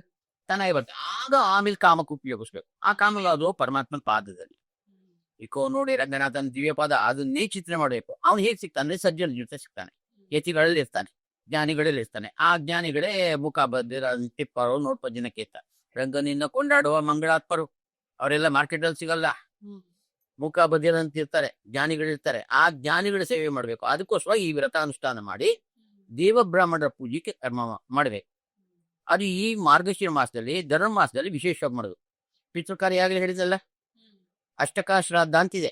ಅಷ್ಟಕ ಶ್ರಾದ್ದ ಧನುರ್ಮಾಸದಲ್ಲಿ ಮಾಡ್ಬೇಕು, ಅವಶ್ಯವಾಗಿ ಮಾಡ್ಬೇಕು. ಅದು 96 ಶ್ರಾದ್ದದಲ್ಲಿ ಸೇರ್ಕೊಡುತ್ತೆ, ಚೆನ್ನವತಿ ಶ್ರಾದ್ದದಲ್ಲಿ. ಅದು ಇದ್ರಲ್ಲಿ ಧನುರ್ ವ್ಯತಿಪಾತದ ಇದು ಬರುತ್ತೆ. ಯಾವ್ದಾದ್ರು ಮಂತ್ರ ಇದೆಯಾ? ಇದೆ. ಮೊದಲು ಲಕ್ಷ್ಮೀ ದೇವಿಗೆ 10 ಹೆಸರುಗಳಿದೆ. ಅದು ಮೊದಲು ಹೇಳಲೇಬೇಕು. ಈ 30 ದಿವಸ ಹೇಳ್ಬೇಕು. ಅದು ಯಾವುದು ಅಂದ್ರೆ ಶ್ರೀದೇವಿ ಪ್ರಥಮಂ ನಾಮಃ, ಶ್ರೀದೇವಿ ಅಂತಕ್ಕಂಥದ್ದು ಮೊದಲನೇದು. ಎರಡನೇದಾಗಿ ಅಮೃತೋದ್ಭವಾಯಿ ನಮಃ ಅಂತ, ಅವಳು ಅಮೃತವನ್ನು ಕೊಡ್ತಾಳೆ ಜಗತ್ತಿಗೆ. ಮೂರನೇದಾಗಿರ್ತಕ್ಕಂಥದ್ದು ಅವಳಿಗೆ ಶಾರಂಗಿಣಿ ಅಂತೂ ಇದೆ, ಕಮಲಾಯಿ ನಮಃ, ಕಮಲದಲ್ಲಿ ವಾಸ ಮಾಡ್ತಾಳೆ. ಲೋಕ ಸುಂದರಿಯೇ ನಮಃ, ಜಗತ್ತಲ್ಲಿ ಅತೀ ಸೌಂದರ್ಯ ಅನ್ನೋದು ಲಕ್ಷ್ಮೀ ದೇವಿ ಇದೆ. ಆಮೇಲೆ ಅವಳ ಪ್ರತಿಬಿಂಬವಾಗಿ ಸರಸ್ವತಿ ಭಾರತೀಯರು ಬಂದಿದ್ದಾರೆ. ಆ ಸರಸ್ವತಿ ಭಾರತೀಯರ ಪ್ರತಿಬಿಂಬ ಈ ವಾಣಿ ಸೋಪರ್ಣಿಗಿದೆ. ಅಂದ್ರೆ ಅವರಿಂದ ಇವರಿಂದ ಅವರು ಅಂತಾರಲ್ಲ, ಅವ್ರು ಮೇಲಿದ್ದಾರೆ, ಅವರಿಂದ ಬಂದಿರ್ತಕ್ಕಂಥ. ಹಾಗೆ ಅವರ ನಂತರ ಪಾರ್ವತಿ ನಂತರದ ಸೌಂದರ್ಯ ಅದು ಶೇಷಿ ದತ್ತಿ ಹೀಗಿರ್ತಕ್ಕಂಥ. ಆದ್ಮೇಲೆ ಲೋಕ ಸುಂದರಿ ಆಗಿರ್ತಕ್ಕಂಥ ಅವಳು ಸಾಕ್ಷಾತ್ ಮಹಾಲಕ್ಷ್ಮಿ ಆಗಿದ್ದಾಳೆ. ಅವಳ ಹೆಸರು ಹೇಳಿ ಅಲ್ಲಿ ಪೂಜೆ ಮಾಡ್ಬೇಕು. ಅದಾದ್ಮೇಲೆ ವಿಷ್ಣು ಪತ್ನಿಯ ನಮಃ, ಅವಳು ಯಾರು? ವಿಷ್ಣುವಿನ ಪತ್ನಿ. ಅದನ್ನ ಸದಾ ಸ್ಮರಣೆಯಲ್ಲಿ ಇಟ್ಕೊಳ್ಬೇಕು. ಅವಳಿಗೆ ವೈಷ್ಣವಿ ಈಚೆ ಹೆಸರು ಪ್ರಧಾನವಾಗಿರ್ತಕ್ಕಂಥದ್ದು. ನಿಮ್ಮ ಹೆಸರು ವೈಷ್ಣವಿನಾ? ವೈಷ್ಣವೀತವ ಹೆಸರು. ಇನ್ನು ವರಾರೋಹಾಯ ನಮಃ ಅಂತ, ಈ ವರಾರೂಪಿ ಪರಮಾತ್ಮ ಇದ್ದಾನಲ್ಲ, ಭೂಮಿ ಆಕಾಶ ಬೆಳೆದು ಹಿರಣ್ಯಾಕ್ಷನ ಧ್ವಂಸ ಮಾಡಿದ. ಭೂಮಿಯಲ್ಲಿ ಪಾತಾಳಕ್ಕೆ ಹೋಗ್ತು. ಇಲ್ಲಿಂದ ಎದ್ದು ಅವನ ಕೋರೆ ಹಲ್ಲೊಳಗೂ ಸಂಚಾರ ಮಾಡಿದ್ದಾಳೆ. 14 ಲೋಕದಲ್ಲೂ ಕೂಡ ಅವಳಿದ್ದಾಳೆ. ಭೂಮಿಗೆ ಯಜಮಾನ ವರನಿಗೆ ಹೆಂಡತಿಯಾಗಿರ್ತಕ್ಕಂಥ ಭೂದೇವಿ 14 ಲೋಕದ ಭೂಮಿಗೆ ಯಜಮಾನಿ, ಲ್ಯಾಂಡ್ ಲಾರ್ಡ್ ಅವಳು. ಯಾರಾದ್ರೂ ಭೂಮಿ ಬೇಕಾದ್ರೆ ಭೂದೇವಿ ನಾವು ಚಿಂತನೆ ಮಾಡ್ಬೇಕು. ಆ ವರಾಹ ದೇವರನ್ನು ಸ್ಪಂದನೆ ಮಾಡ್ತಾ ಮಾಡ್ಬೇಕು. ಅಂದ್ರೆ ವರಾಹ ದೇವರು ಕೊಡ್ತಕ್ಕಂಥವ್ರು ಭೂಮಿಯಾದಿಗಳನ್ನ, ಅದಕ್ಕೆ ಭೂ ಅದನ್ನು ಚಿಂತನೆ ಮಾಡಬೇಕು. ಅದರಿಂದ ಇವಳಿಗೆ ವರಾರೋಹಾಯಿ ನಮಃ ಅಂತ ಹೆಸರು. ಇನ್ನು ಅವಳು ಹರಿವಲ್ಲಭಾಯಿ ನಮಃ ಅಂತ ಅವಳಿಗೆ ಇನ್ನೊಂದು ಹೆಸರು. ಶಾರಂಗಿನೇ ನಮಃ, ಪರಮಾತ್ಮ ಕುಂಭಕೋಣದಲ್ಲಿ ಶಾರಂಗಪಾಣಿಯಾಗಿದ್ದಾನೆ. ಇವಳು ಕೂಡ ಧನಸ್ಸು ಇಟ್ಕೊಂಡಿದ್ದಾರೆ, ಶತ್ರುಗಳನ್ನು ದಮನ ಮಾಡ್ತಾ. ಆಗ್ಲೇ ನೀವು ಅನ್ಕೊಂಡಿದ್ರಿ ನಾನು ಪೂರ್ವದಲ್ಲಿ ಶತ್ರುಗಳ ದಮನ ಆಗುತ್ತಾ ಅಂತ. ಲಕ್ಷ್ಮೀದೇವಿ ಪೂಜೆ ಮಾಡಿದ್ರೆ ಶತ್ರುಗಳ ದಮನೂ ಆಗುತ್ತೆ. ಅವಳು ದುರ್ಗ, ಅದರಿಂದ ಅವಳಿಗೆ ಶಾರಂಗಿನೇ ಅಂತ ನಮಃ ಅಂತ ಅವಳು ಪೂಜಾದಿಗಳು ಮಾಡಿ. ಇನ್ನು ತ್ರಿಲೋಕ ಸುಂದರಿ ನಮಃ, 3 ಲೋಕದಲ್ಲೂ ಕೂಡ ಅವಳನ್ನ ಯಾರು ಸೌಂದರ್ಯ ಧಾರಣೆ ಮಾಡಿರೋರು ಕೂಡ ಅವ್ರ ಸೌಂದರ್ಯಕ್ಕೋಸ್ಕರ ಅವ್ರು ಪೂಜೆ ಮಾಡ್ತಾರೆ. ಯಾರು ಹೇಳಿದ್ರೆ ಶ್ರೀದೇವಿ ಪೂಜೆ ಮಾಡಿ ಅನುಗ್ರಹ ಪಡೆದ ಶ್ರೇಷ್ಠವಾಗಿರ್ತಕ್ಕಂಥ ಸೌಂದರ್ಯವನ್ನು ಪಡೆದಿದ್ದಾಳೆ. ತ್ರಿಲೋಕ ಸುಂದರಿ ನಮಃ ಅಂತ ಹೇಳಿ ಇದನ್ನ ವಿಶೇಷವಾಗಿ ಹೇಳಬೇಕಾದ್ರೆ, ತುಲಾ ರಾಶಿಯಲ್ಲಿದ್ದಾಗ ಮಾಸದಲ್ಲಿ ಕಾವೇರಿ ಸ್ನಾನ ಮಾಡ್ಬಾಡೋದು ಬಹಳ ಶ್ರೇಷ್ಠ. ಈ 10 ನಾಮಗಳು ಹೇಳೋದು ಕಾವೇರಿ ಅಂದ್ರೆ ಬಿಲ್ಬತ್ರೆ ಗಿಡದಲ್ಲಿದ್ದು ಈ ಸ್ತೋತ್ರವನ್ನು ಮಾಡ್ತಾ ಲಕ್ಷ್ಮೀ ವೈಭವವನ್ನು ಕೊಂಡಾಡೋದು ಮತ್ತಷ್ಟು ಕೊಂಡ. ಬಿಲ್ವಪತ್ರೆ ಮರದ ಕೊಡ್ತಕ್ಕಂಥ ಬಿಲ್ಪತ್ರ ಬಹಳ ಶ್ರೇಷ್ಠವಾಗಿರ್ತಕ್ಕಂಥ. ಈ ಎಳ್ಳಮಾವಾಸ್ಯೆ ಬರ್ತಲ್ಲ, ಅವತ್ತು ರಾಘವೇಂದ್ರ ಸ್ವಾಮಿಗಳ ಹಿರಿಯರಾಗಿರ್ತಕ್ಕಂಥ ಜಿತಾಮಿತ್ರರು ಅಂತ ಶಿವನ ಅವತಾರ, ಅವರು ಬಿಲ್ಪತ್ರೆ ಗಿಡವಾಗಿ ಎದ್ಬಿಟ್ಟಿದ್ದಾರೆ. ಈಗ ಅದಕ್ಕೆ ಗೋಂದು ವೃಕ್ಷ ಅಂತೆ. ಗೋಂದು ವೃಕ್ಷ ಅಂದ್ರೆ ಗೋಧು ವೃಕ್ಷ ಅಂದ್ರೆ ಜ್ಞಾನ ಕೊಡೋ ವೃಕ್ಷ. ಅವ್ರು ಈಗಲೂ ಅಲ್ಲೇ ಇದ್ದಾರೆ, ಸನ್ನಿಧಾನ ಇದೆ ಅಲ್ಲೇ. ಪಾರ್ವತಿನೂ ಕೂಡ ಈ ಹುಳಿ ಪದಾರ್ಥ ಕೆಳಗಿದ ಅಭಿಮಾನಿ ಪಾರ್ವತಿ ದೇವಿ, ಅದರಿಂದ ಅಲ್ಲಿ ಹುಣಸಿ ಮರವಾಗಿ ಈಗಲೂ ಇದ್ದಾಳೆ. ಅವಾಗಿದ್ದೀವಿ. ಇನ್ನು ಈ 10 ಹೆಸರುಗಳಿಂದ ಆ ಲಕ್ಷ್ಮೀ ದೇವಿ ಸ್ತೋತ್ರವನ್ನು ಮಾಡಬೇಕು, ಲಕ್ಷ್ಮೀ ನೈವೇದ್ಯ ಮಾಡಬೇಕು. ಇವಾಗ ಭದ್ರಲಕ್ಷ್ಮಿ ಅಂತ ಆ ಭದ್ರಲಕ್ಷ್ಮಿ ನಮಗೆ ಭದ್ರವಾದ ಸಂಪತ್ತು ಕೊಡುವಂತೋಳು ಲಕ್ಷ್ಮಿ ಅವಳು. ಭದ್ರ ಅಂದ್ರೆ ಶಾಶ್ವತ. ಶಾಶ್ವತವಾದ ಸಂಪತ್ತು ಬೇಕೇ ಬೇಡ. ಇವತ್ತು ಒಂದ್ ದಿವಸ ಇದ್ದಾಗ ದರಿದ್ರ ಬೇಕಾ? ಬೇಡ. ಹುಟ್ಟಿದಾರೆ ಬಹಳ ಶ್ರೀಮಂತರಾಗಿರ್ಬೇಕು. ಅದಕ್ಕೋಸ್ಕರ ಭದ್ರಲಕ್ಷ್ಮಿ ಅಂತಕ್ಕಂಥ ಪೂಜೆ ಏನ್ ಮಾಡ್ಬೇಕು, ಆ ಭದ್ರಲಕ್ಷ್ಮಿ ಸ್ತೋತ್ರವನ್ನು ಮಾಡ್ಬೇಕು. ಅವಳಿಗೆ ಶ್ರೀ ಅಂತ ಹೆಸರು. ಆಗ ಹೇಳಿದ್ರೆ ಶ್ರೀ ಅಂದ್ರೆ ಸಂಪತ್ತು. ಶ್ರೀ ಪದ್ಮ ಅಂತ ಹೆಸರು. ಕಮಲ ಅವಳ ಹೆಸರು ಕಮಲ ಅಂತಕ್ಕಂಥ. ಕಮಲ ಅಂತ ಹೆಸರು ಇಟ್ಕೋತಾರೆ ಎಲ್ಲರೂ. ಮುಕುಂದ ಮಹಿಷಿ ಲಕ್ಷ್ಮಿ ತ್ರಿಲೋಕ ಸುಂದರಿ, ಇದ್ರಲ್ಲೂ ಕೂಡ ಭದ್ರಲಕ್ಷ್ಮಿ ಆ ಹೆಸರು ಹೇಳ್ತಕ್ಕಂಥದ್ದು. ಇನ್ನು ಸಂಸ್ಕೃತದಲ್ಲಿ ಮಾ ಅಂದ್ರೆ ಲಕ್ಷ್ಮಿ. ಮಾ ಅಂದ್ರೆ ಲಕ್ಷ್ಮಿ ಆ ಹೆಸರಿನಿಂದ ಕೂಕೆ ಭದ್ರಲಕ್ಷ್ಮಿಯಲ್ಲಿ ಮಾ ಅಂತಕ್ಕಂಥ ಹೆಸರು ಇದೆ. ಮಾ ಅಂದ್ರೆ ಲಕ್ಷ್ಮೀ ದೇವಿ ಅಂತಾನೆ. ಇನ್ನು ಕ್ಷೀರಾಬ್ದಿ ಜಾತ, ಕ್ಷೀರಾಬ್ದನಯ್ಯ ಅಂತಾನು ಹೇಳ್ತಾರೆ. ಕ್ಷೀರಾಬ್ದಿ ಅಂದ್ರೆ ಹಾಲಿನ ಸಮುದ್ರದಿಂದ ಸಮುದ್ರರಾಜನ ಮಗಳವರು. ಅದರಿಂದ ಕ್ಷೀರಾಬ್ದಿ ಸುತ ಅರವಿಂದ ಜನನಿ. ಕ್ಷೀರಾಬ್ದಿ ಅಂದ್ರೆ ಪರಮಾತ್ಮನ ನಾಭಿಕಮಲದಿಂದ ಹುಟ್ಟಿರ್ತಕ್ಕಂಥವನು ಬ್ರಹ್ಮದೇವರು. ಆ ಬ್ರಹ್ಮದೇವರಿಗೆ ಜನನಿ ಇವಳು. ಅದನ್ನು ಈ ಸಂದರ್ಭದಲ್ಲಿ ಚಿತ್ರ ಮಾಡ್ಬೇಕು. ಕ್ಷೀರಾಬ್ದಿ ಸುತ ಅರವಿಂದ ಜನನಿ ಅಂತ ಹೇಳ್ತಾರೆ. ಆಮೇಲೆ ಶ್ರೇಷ್ಠವಾಗಿರ್ತಕ್ಕಂಥ ಬ್ರಹ್ಮದೇವರು ಜನನಿ ಆಗಿದ್ದಾರೆ. ಇನ್ನು ಸಮುದ್ರರಾಜನ ಮಗಳಾಗಿದ್ದಾರೆ. ಪರಮಾತ್ಮನ ಹೆಂಡತಿಯಾಗಿದ್ದಾರೆ. ನಿತ್ಯ ಮುಕ್ತರಾಗಿದ್ದಾರೆ. ಸಮಸ್ತ ಸಂಪತ್ತಿಗೆ ಒಡತಿಯಾಗಿದ್ದಾಳೆ. ಇಡೀ ಪ್ರಕೃತಿ ಅವಳಾಗಿದ್ದಾಳೆ. ಅಂದ್ರೆ ಪ್ರಕೃತಿಯಲ್ಲಿ ಇರುವ ಸಕಲ ವಸ್ತುಗಳು ಅವಳೇ ಸೃಷ್ಟಿ ಮಾಡೋದು. ಅಂದ್ರೆ ಪ್ರಕೃತಿ ಯೂನಿವರ್ಸ್ ನಮ್ಗೆ ಅನುಗ್ರಹ ಮಾಡ್ತಾ ಇದ್ರೆ ಅಲ್ಲಿರೋ ಮಹಾಲಕ್ಷ್ಮಿ ಅನುಗ್ರಹ ಮಾಡ್ತಾ ಇದ್ದಾಳೆ. ಅದೇ ಸಾಕ್ಷಾತ್ ಭೂದೇವಿ. ಅದೇ ಜಗತ್ತೆಲ್ಲೂ ಭಸ್ಮ ಆಗೋದ್ಮೇಲೆ ಅದು ಸೂಕ್ಷ್ಮ ಕಣವೊಂದರಲ್ಲಿ ಇರುತ್ತೆ. ಅದೇ ಮೂಲ ಪ್ರಕೃತಿ. ಅದಕ್ಕೆ ಊರ್ಧ್ವ ಮೂಲ ಮನುಷ್ಯ ಕಮ್ಮಶ್ಯುತ್ತಂ ಪ್ರಾಹುರವಿ ಅಂತ ಬಹಳ ಬೇರಿದ್ದಾನೆ. ಈ ಜಗತ್ತಲ್ಲೆಲ್ಲ ಇರ್ತಕ್ಕಂಥ ಪದಾರ್ಥಗಳಲ್ಲಿ ಸೂಕ್ಷ್ಮ ರೂಪದಲ್ಲಿ ಪ್ರಕೃತಿ ಒಳಗಿದ್ದಾರೆ. ಅಂದ್ರೆ ಆ ಪ್ರಕೃತಿನೇ ಮಹಾಲಕ್ಷ್ಮಿ. ಇದ್ರ ಮೂಲ ಪ್ರಕೃತಿ ಒಂದು ಮಹಾಲಕ್ಷ್ಮಿ. ಇಲ್ಲಿ ಚಿತ್ ಪ್ರಕೃತಿ ಅಜಿತ್ ಪ್ರಕೃತಿ ಇದೆ. ಇವಳು ಚಿತ್ ಪ್ರಕೃತಿ ಮೂಲದಲ್ಲಿರೋದು. ಅಚಿತ್ ಪ್ರಕೃತಿ ಯಾವುದು? ಸರಸ್ವತಿ ಭಾರತಿ. ಅದರಿಂದ ಸಂಪತ್ತು ಕೊಡೋದ್ರಲ್ಲಿ ಅವರು ಇದ್ದಾರೆ. ಬ್ರಹ್ಮನ ಹೆಂಡತಿಯು ಕೂಡ ಕೊಡ್ತಾರೆ, ವಿದ್ಯೆಯನ್ನು ಕೊಡ್ತಾರೆ, ಆದ್ರೆ ಸಂಪತ್ತು ಕೊಡ್ತಾರೆ. ಆ ಸಂಪತ್ತು ಕೊಡೋದು ಬೇಕಾದ್ರೆ ಲಕ್ಷ್ಮಿ ಅನುಗ್ರಹದಿಂದ ಅವರೆಲ್ಲ ಕೊಡ್ತಾರೆ. ಅದರಿಂದ ಮೂಲ ಪ್ರಕೃತಿ ಇವಳಾಗಿದ್ದಾಳೆ. ಇನ್ನು ಅವಳಿಗೆ ವಿದ್ಯಾ ಅಂತ ಹೆಸರು. ವಿದ್ಯೆ ಬೇಕೋ ಬೇಡ, ಬುದ್ಧಿ ಇರ್ಬೇಕೋ ಬೇಡ. ಆ ಬುದ್ಧಿಯಲ್ಲಿ ಪ್ರಧಾನವಾದ ಬುದ್ಧಿಯಲ್ಲಿ ಕೊಡ್ತಕ್ಕಂಥ ಧೀ ಅಂದ್ರೆ ಬುದ್ಧಿ. ಅದನ್ನು ಕೊಡ್ತಕ್ಕಂಥದ್ದು ಪರಮಾತ್ಮನ ಅನುಗ್ರಹದಿಂದ ಇವಳೇ ಶ್ರೇಷ್ಠವಾಗಿದ್ದಾಳೆ. ಅದರಿಂದ ಅದನ್ನ ಅವಳನ್ನು ಹೇಳ್ಬೇಕಾದ್ರೆ ಅಂಬರಣಿ ಸೂಕ್ತ ಪ್ರತಿಪಾದ್ಯರು ಅದನ್ನ ತಿಳ್ಕೊಂಡವ್ರಿಗೆ. ಅದಕ್ಕೆ ಬ್ರಹ್ಮದೇವರು ಹೇಳಿದಾರೆ, ಅಮ್ಮ ನೀನು ಸ್ವಲ್ಪ ವೇದಾಭಿಮಾನಿ, ಶಕ್ತಿಯಭಿಮಾನಿ, ಸಮಸ್ತ ಭೂಮಿಗೂ ಅಭಿಮಾನಿ, ಯಜಮಾನಿ. ಹೀಗಿರೋದ್ರಿಂದ ಶಕ್ತಿನೂ ಒಳದೆ, ಭೂಮಿನೂ ಒಳ್ಳೆ. ಇವನ ಕೊದ್ದಿರೋ ಭೂಮಿ ಇದೆ, ಅದಕ್ಕೆ ಅವಳೇ ಇದ್ದಾಳೆ. ಸಮಸ್ತ ಭೂಮಂಡಲಕ್ಕೆ ಯಜಮಾನಿ ಅವಳು. ಎರಡು ದೊಡ್ಡ ಸಂಪತ್ತಿ ಇರ್ಬೇಕು ಅವ್ರೆ. 130-40 ಸೈಟ್ಗೆ ಎಷ್ಟು ಬೇಕಾಗಿದೆ ಇಲ್ಲಿ. ಆಮೇಲೆ ಇಲ್ಲಿ ಸಂಪತ್ತಿ ಎಲ್ಲ ಭೂಮಂಡಲದ 14 ಲೋಕದ ಸಂಪತ್ತಿಗೂ ಅವಳೇ ಯಜಮಾನಿ. ಅವಳೇ ಸೃಷ್ಟಿ ಮಾಡಿಕೊಟ್ಟಿರೋದು. ಆಮೇಲೆ ಭೂ ಒಡತಿ ಆಗಿದ್ದಾಳೆ, ವಿದ್ಯಾ ಒಡತಿ ಆಗಿದ್ದಾಳೆ, ಜ್ಞಾನದ ಒಡತಿ ಆಗಿದ್ದಾಳೆ, ಸಂಪತ್ತಿನ ಒಡತಿ ಆಗಿದ್ದಾಳೆ, ಸಂತಾನದ ಒಡತಿನೂ ಆಗಿದ್ದಾಳೆ. ಸಂತಾನ ಲಕ್ಷ್ಮಿ ಪೂಜೆ ಮಾಡ್ತಿರೋ ಇಲ್ಲ, ಅದೆಲ್ಲ ಇದರಿಂದ ಬರುತ್ತೆ. ಭದ್ರಲಕ್ಷ್ಮಿ ಪೂಜೆ ಅದು ಈ ಧನುರ್ಮಾಸ ಮಾಡೋದು ಭಾಳ ಶ್ರೇಷ್ಠ. 30 ದಿವಸನೂ ಅದನ್ನ ಪೂಜೆ ಮಾಡ್ತಕ್ಕಂಥದ್ದು. ಇನ್ನು ಅವಳಿಗೆ ಹೇಳ್ಬೇಕಾದ್ರೆ ಸರೋಜಾತ್ಮಿಕ, ವಿಶೇಷವಾಗಿರ್ತಕ್ಕಂಥ ಅವಳು ಸರಸ್ಸಿನಲ್ಲಿ ಕಮಲದಿಂದ ಉತ್ಪತ್ತಿ ಆಗ್ತಾಳೆ. ಕಮಲದಿಂದ ಕಣ್ಣುಳ್ಳವಳಾಗಿದ್ದಾಳೆ. ಸರ್ವಾಭೀಷ್ಟ ಫಲಪ್ರದ ಅಂತ ಹೇಳ್ತಾಳೆ ಅವ್ರನ್ನ. ಪ್ರದೇತಿ ಸಂತತಂ ನಾಮಾನಿ ಈ ದ್ವಾದಶ ಪ್ರಾತಃ ಶುದ್ಧತರ ಪಠಂತಿ. ಮನಶುದ್ಧಿಯಲ್ಲಿ ಜ್ಞಾನೇಂದ್ರಿಯ, ಕರ್ಮೇಂದ್ರಿಯ, ಮನಸ್ಸು ಎಲ್ಲ ಪರಿಶುದ್ಧವಾಗಿರ್ಬೇಕು. ಇಲ್ಲಿ ಕೂತ್ಕೊಂಡು ಸುಮ್ಮನೆ ಲಕ್ಷ್ಮಿ ಲಕ್ಷ್ಮಿ ಅಂತ ಹೇಳೋದು ಮನಸ್ಸು ಎಲ್ಲೆಲ್ಲೋ ಇರುತ್ತೆ, ಇಂದ್ರಿಯಗಳೆಲ್ಲೋ ಇರುತ್ತೆ. ಯಾವುದೋ ಟಿವಿ ಚಾನಲ್ ನೆನೆಸ್ಕೋತಾ ಇರ್ತಾರೆ ಕಣ್ಣಲ್ಲಿ, ಅದೆಲ್ಲ ಹಾಕೊಡುದು. ಗಂಡು ಜ್ಞಾನೇಂದ್ರಿಯೂ ಶುದ್ಧವಾಗಿರ್ಬೇಕು, ಕರ್ಮೇಂದ್ರಿಯ ಶುದ್ಧಿ ಇರ್ಬೇಕು, ಮನಸ್ಸು ತಿಳಿಯಾಗಿರ್ಬೇಕು, ಪರಮಾತ್ಮನ ಉಪಾಸನೆ ಮಾಡ್ಬೇಕು. ಆ ಪರಮಾತ್ಮನ ಪರಮಾತ್ಮನ ಮಾಡೋದಿ ಅಂತ ಚಿಂತನೆ. ಹಾಗಾಗಿ ಶುದ್ಧ ಮನಸ್ಕರಾಗಿ ಪಠಂತಿ ಅಂತ ಹೇಳ್ತಾರೆ. ಅದೇ ಅವಳು ನಾಮಸ್ಮರಣೆಯನ್ನು ಮಾಡಬೇಕಾದ್ರೆ ವಿಶೇಷ ಜ್ಞಾನವನ್ನು ಪಡಿಬೇಕು. ಹಾಗಿದ್ದು ಯಾರು ಪಠಂತಿ ಸಂತತಃ ಸರ್ವಾಂ ಲಭಂತೆ, ಎಲ್ಲರಿಗೂ ಕೂಡ ಎಲ್ಲವೂ ಲಭ್ಯವಾಗುತ್ತೆ, ಎಲ್ಲಾ ಕಡೆಗೂ ಶುಭ ಆಗುತ್ತೆ. ಆದ್ರೆ ಯೂನಿವರ್ಸ್ ಮಹಾಲಕ್ಷ್ಮಿ ಇದ್ದಾಳಲ್ಲ, ಮಹಾಲಕ್ಷ್ಮಿನ ಉಪಾಸನೆ ಮಾಡೋದು ಬಹಳ ದೊಡ್ಡದು. ಅದಾಯ್ತು, ಅವಳ ಅನುಗ್ರಹ ಪಾಡಿತು ಅಂದ್ರೆ ಬ್ರಹ್ಮರುದ್ರಾದಿಗಳು ನಮ್ಮ ಗೋತ್ರದವರು ಆಶೀರ್ವಾದ ಮಾಡ್ತಾರೆ. ಆದ್ರೆ ಅಪಚಾರಗಳು ಮಾಡಬಾರ್ದು, ಅದ್ರಲ್ಲಿ ಎಚ್ಚರಿಕೆ ಇರಬೇಕು. ಎಲ್ಲಾ ಸಂಪತ್ತು ಕೊಡ್ತಕ್ಕಂಥ ಮಹಾಲಕ್ಷ್ಮಿಯ ಪೂಜೆ ಬಹಳ ಶ್ರೇಷ್ಠವಾಗಿರ್ತಕ್ಕಂಥ ಇದನ್ನೇ ದೇವತೆಗಳೆಲ್ಲ ಮಾಡ್ತಾರೆ. ಸೊ ಹಾಗಾಗಿ ಬೆಳಗ್ಗೆ ಎದ್ದು ಆ ಬುದ್ಧಾನ್ನವನ್ನು ಮಾಡಿ ಪರಮಾತ್ಮನ ನೈವೇದ್ಯ ಮಾಡಿ, ಲಕ್ಷ್ಮೀ ದೇವಿ ಸ್ತೋತ್ರಕ್ಕೆ ನೈವೇದ್ಯ ಮಾಡಿ, ಆ ಕಲ್ಪತ್ರ ವೃಕ್ಷದ ಕೆಳಗೆ ಕೂತ್ಕೊಂಡು, ಅದು ಕಾವೇರಿ ನದಿ ತೀರ ಸ್ನಾನಾದಿಗಳಾಗಿರ್ಬೇಕು. ನದಿ ಸ್ನಾನ ಬಹಳ ಶ್ರೇಷ್ಠ. ಸಮುದ್ರ ಸ್ನಾನ ಕೂಡ ಇಲ್ಲಿ ವಿಶೇಷ ಹೇಳ್ತಾ ಇದ್ದಾರೆ. ಈ ಅಮಾವಾಸ್ಯೆ ದಿವಸ ಸಮುದ್ರ ಸ್ನಾನ, ಎಲ್ಲಾ ನದಿಗಳು ಸಮುದ್ರ ಸೇರುತ್ತೆ. ಆಮೇಲೆ ಆ ಸಮುದ್ರದ ಸ್ನಾನ ಮಾಡಿದ್ರೆ ಎಲ್ಲಾ ನದಿಗಳ ಸ್ನಾನ ಮಾಡಿದಾಗುತ್ತೆ. ಈ ಎಳ್ಳಮಾವಾಸ್ಯೆ ಅಂತ ಬರುತ್ತಲ್ಲ, ಆ ಎಳ್ಳಮಾವಾಸ್ಯೆ ದಿವಸ ಸಮುದ್ರ ಸ್ನಾನ ಬಹಳ ಶ್ರೇಷ್ಠ, ಬಹಳ ಉತ್ಕೃಷ್ಟವಾಗಿರ್ತಕ್ಕಂಥದ್ದು. ಅದೇ ಇಲ್ಲಿ ಇದೇ ಮಾರ್ಗಶಿರ ಮಾಸದಲ್ಲಿ ಮುಕ್ಕೋಟಿ ದ್ವಾದಶಿ ಬರುತ್ತೆ, ಅದಕ್ಕೆ ಹೇಳಿಲ್ಲ, ಎಳ್ಳಮಾವಾಸ್ಯೆಗೆ ಸಮುದ್ರ ಸ್ನಾನ ಹೇಳಿದ್ದಾನೆ. ಅದರಿಂದ ಇದನ್ನ ಅನುಷ್ಠಾನ ಮಾಡ್ತಕ್ಕಂಥದ್ದು ಲಕ್ಷ್ಮಿ ಅನುಗ್ರಹವನ್ನು ಕೋಸವಾಗಿ ಲಕ್ಷ್ಮಿ ಪೂಜೆ ಮಾಡಿ ಲಕ್ಷ್ಮಿ ನೈವೇದ್ಯ ಕೊಟ್ಟು ಆಮೇಲೆ ಈ ಭದ್ರಲಕ್ಷ್ಮಿ ಸ್ತೋತ್ರವನ್ನ ನಿರಂತರವೂ ಪಠನೆ ಮಾಡ್ತಾರೆ. ಅವರಿಗೆ ಸಂಪತ್ತು ಹೆಚ್ಚಾಗಿ ಸಿಗ್ತಕ್ಕಂಥದ್ದಾಗುತ್ತೆ, ಭದ್ರವಾಗಿರ್ತಕ್ಕಂಥ ಶಾಶ್ವತ ಸಂಪತ್ತು ಸಿಗುತ್ತೆ. ಒಂದ್ ದಿವಸ ಇದ್ದು 2 ದಿವಸ 2 ದಿವಸಕ್ಕೆ ಹೋಗ್ಬಾರ್ದು. ದೊಡ್ಡ ಶ್ರೀಮಂತ ಆಗಿತ್ತಪ್ಪ ನೋಡೋ ಇವಾಗ ಬಿಕಾರಿಯಾಗಿದ್ದಾನೆ ಹಾಗೆ ಅನ್ನಿಸ್ಕೋಬಾರ್ದು. ಆ ಸಂಪತ್ತಿನ ಬದಲೇ ಪ್ರತಿ ಸಂವತ್ಸರದೂ ಇದು ಮಾಡಲೇಬೇಕು. ಇನ್ನು ಈ ಮಾರ್ಗಶೀರ್ಷ ಪುಷ್ಯ ಕರೆತು ಧನುರ್ಮಾಸನ ಹೌದು. ಮತ್ತೆ ಮಾರ್ಗಶಿಷ್ಯದಲ್ಲಿ ಮಾಡುವಂತ ಕರ್ತವ್ಯ ಏನಾದ್ರು ಇದೆಯಾ? ಮಾರ್ಗಶಿರ ಮಾಸದಲ್ಲಿ ಯಾವುದೇ ಮಾಸದಲ್ಲಿ ಒಬ್ಬ ಮನುಷ್ಯ ಅವ್ನು ಪುಣ್ಯ ಮಾಡಬೇಕು, ಸಂಪತ್ತು ಪಡಿಬೇಕು, ಅವನು ಯಾವ್ದಾದ್ರು ಒಂದು ಚಟುವಟಿಕೆಯಿಂದ ಇದಾಗಿ ಅದ್ರಲ್ಲಿ ಲಾಭ ಪಡಿಬೇಕು ಅಂದ್ರೆ ಮೊದಲು ಮನುಷ್ಯರಿಗೆ ಹೇಳಿರೋ ಸ್ನಾನ. ವಿಪಚ್ಚಿಗಳು ಕೂಡ ಸ್ನಾನ ಮಾಡುತ್ತೋ ಇಲ್ಲ, ಪಕ್ಷಿಗಳು ಕೂಡ ಹೋಗಿ ನದಿಲಿ ಮುಳುಗುತ್ತೋ ಇಲ್ಲ, ಎಮ್ಮೆಗಳು ಹಸುಗಳು ಕೂಡ ನದಿಲಿ ಹಾಕಿದ್ರೆ ಆನಂದವಾಗಿರುತ್ತೆ. ಇನ್ನು ಮನುಷ್ಯರಾಗಿರೋನು ಸ್ನಾನ ಮಾಡಲೇಬೇಕು. ಪಕ್ಷಿಗಳು ಹಾರ್ತಾ ಇರುತ್ತೆ, ಒಂದು ನೀರು ಸಿಕ್ಕಿದ್ರೆ ಬಂದು ಮುಳುಗೋದು ಲೆಕ್ಕಿ ಪಡ್ಕೊಂಡು ಅದು ಸ್ನಾನ ಮಾಡ್ಕೊಳ್ಳುತ್ತೆ. ಮನುಷ್ಯನಾಗಿ ಹುಟ್ಟಿದ್ರೆ ಸ್ನಾನ ಮಾಡಬೇಕು ಬಿಡು, ಅದು ಬೆಳಗ್ಗೆನೇ ಸ್ನಾನ ಮಾಡಬೇಕು. ಅದರಲ್ಲೂ ಈ ಧನುರ್ಮಾಸದಲ್ಲಿ ಬ್ರಾಹ್ಮಣ ಮುಹೂರ್ತದಲ್ಲಿ ಎಚ್ಚರವಾಗಿರಬೇಕು. 3 ಗಂಟೆ ಹತ್ತಿರ ಎದ್ದಿರ್ಬೇಕು. ಲಕ್ಷ್ಮಣೀಯರಾಗಿರ್ತಕ್ಕಂಥ ಪರಮಾತ್ಮನ ಲಕ್ಷ್ಮೀ ದೇವಿನ ಬ್ರಹ್ಮಾದಿ ದೇವತೆಗಳನ್ನ ರುದ್ರಾದಿ ದೇವತೆಗಳನ್ನ ಸ್ಮರಣೆ ಮಾಡ್ಬೇಕು, ಸೂರ್ಯನ ನಮಸ್ಕಾರ ಆದಾಗೆ ಮಾಡ್ಬೇಕು, ಎಲ್ಲ ಮಾಡ್ಕೊಂಡು ಬಂದಿರ್ಬೇಕು.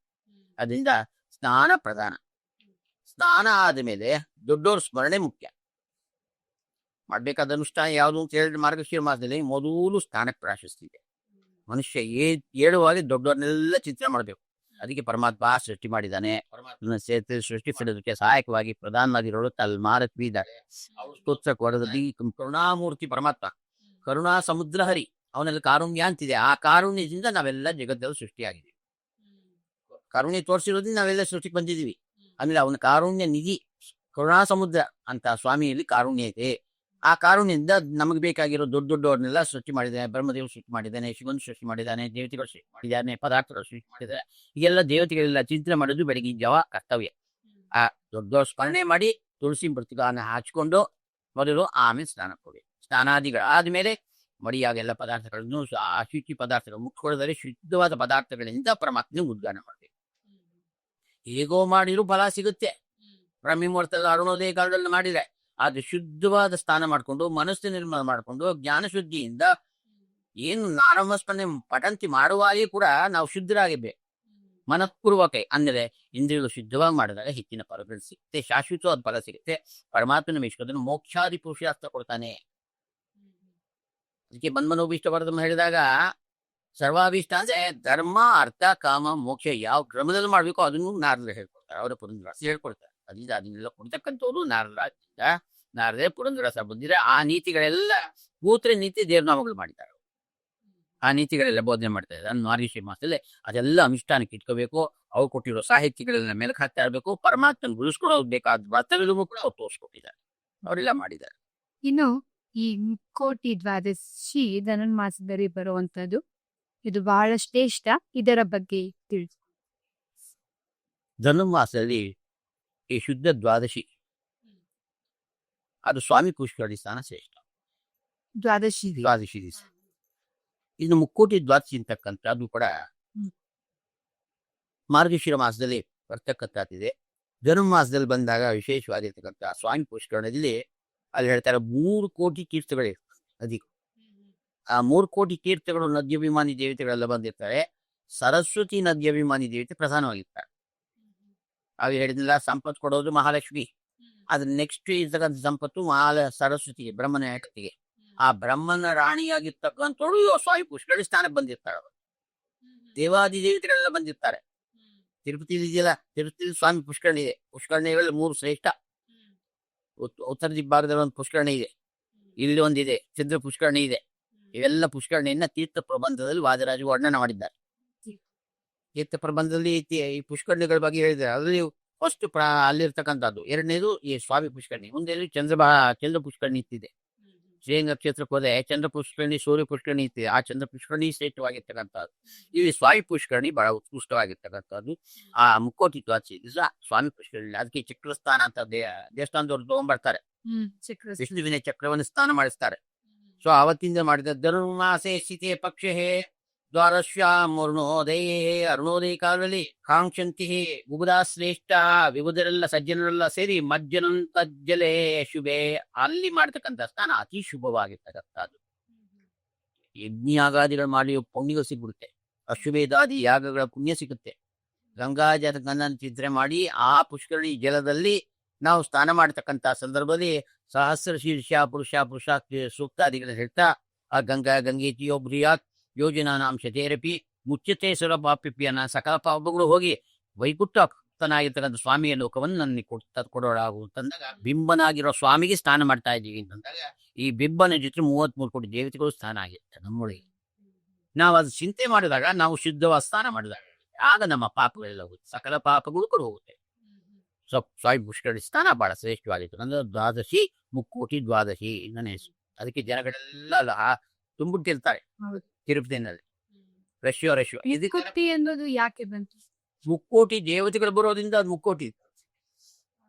ಆ ಸ್ಥಾನಕ್ಕೆ ಅವರೆಲ್ಲ ಬಂದಿರ್ತಾರೆ ಅಂತ ಶಾಸ್ತ್ರದಲ್ಲಿ ಬಹಳ ಕಾಲದಿಂದ ಬಂದಿದೆ. ಬಹಳ ಕಾಲದಿಂದ ದೊಡ್ಡವರ ವಾಕ್ಯಗಳು ಬಂದಿದೆ. ಶ್ರುತಿ ಸ್ಮೃತಿಯಾದಿಗಳಂದೆ ಮುಕ್ಕೋಟಿ ದ್ವಾದಶಿ ದಿವಸ ಮುಕ್ಕೋಟಿ ದೇವತೆಗಳು ಸ್ನಾನ ಮಾಡ್ತಾರೆ. ಸಕಲ ನದ್ಯಭಿಮಾನಿ ದೇವತೆಗಳು ಬರ್ತಾರೆ. ವರ್ಣಾದಿಗಳೆಲ್ಲ ಅಲ್ಲಿರ್ತಾರೆ. ಸಮುದ್ರರಾಜನು ಅಲ್ಲೇ ಇರ್ತಾನೆ. ಸಮುದ್ರ ಸ್ನಾನಕ್ಕೂ ಕೆಲವು ದಿನಗಳು ಹೇಳಿದ್ದಾರೆ. ಆ ದಿವಸ ಸಮುದ್ರ ಸ್ನಾನ ಮಾಡ್ತಕ್ಕಂಥದ್ದು. ಆದ್ರೆ ಸಮುದ್ರ ರಾಜನೇ ಈ ಮುಕ್ಕೋಟಿ ದ್ವಾದಶಿ ಸ್ನಾನ ಮಾಡ್ತಾ ಇರ್ತಾರೆ, ಸ್ವಾಮಿ ಪುಷ್ಕರಣಿ. ಮತ್ತೆ ಹೀಗಾಗಿ ಅವತ್ತು ಮುಕ್ಕೋಟಿ ದ್ವಾದಶಿ ಇತ್ತ. ಅಂದ್ರೆ ದೇವಾದಿ ದೇವತೆಗಳ ಸ್ನಾನ ಮಾಡುವಾಗ ನಾವು ಆ ಗುಪ್ಪಲ್ಲಿ ಮಾಡ್ತಕ್ಕಂಥದ್ದು.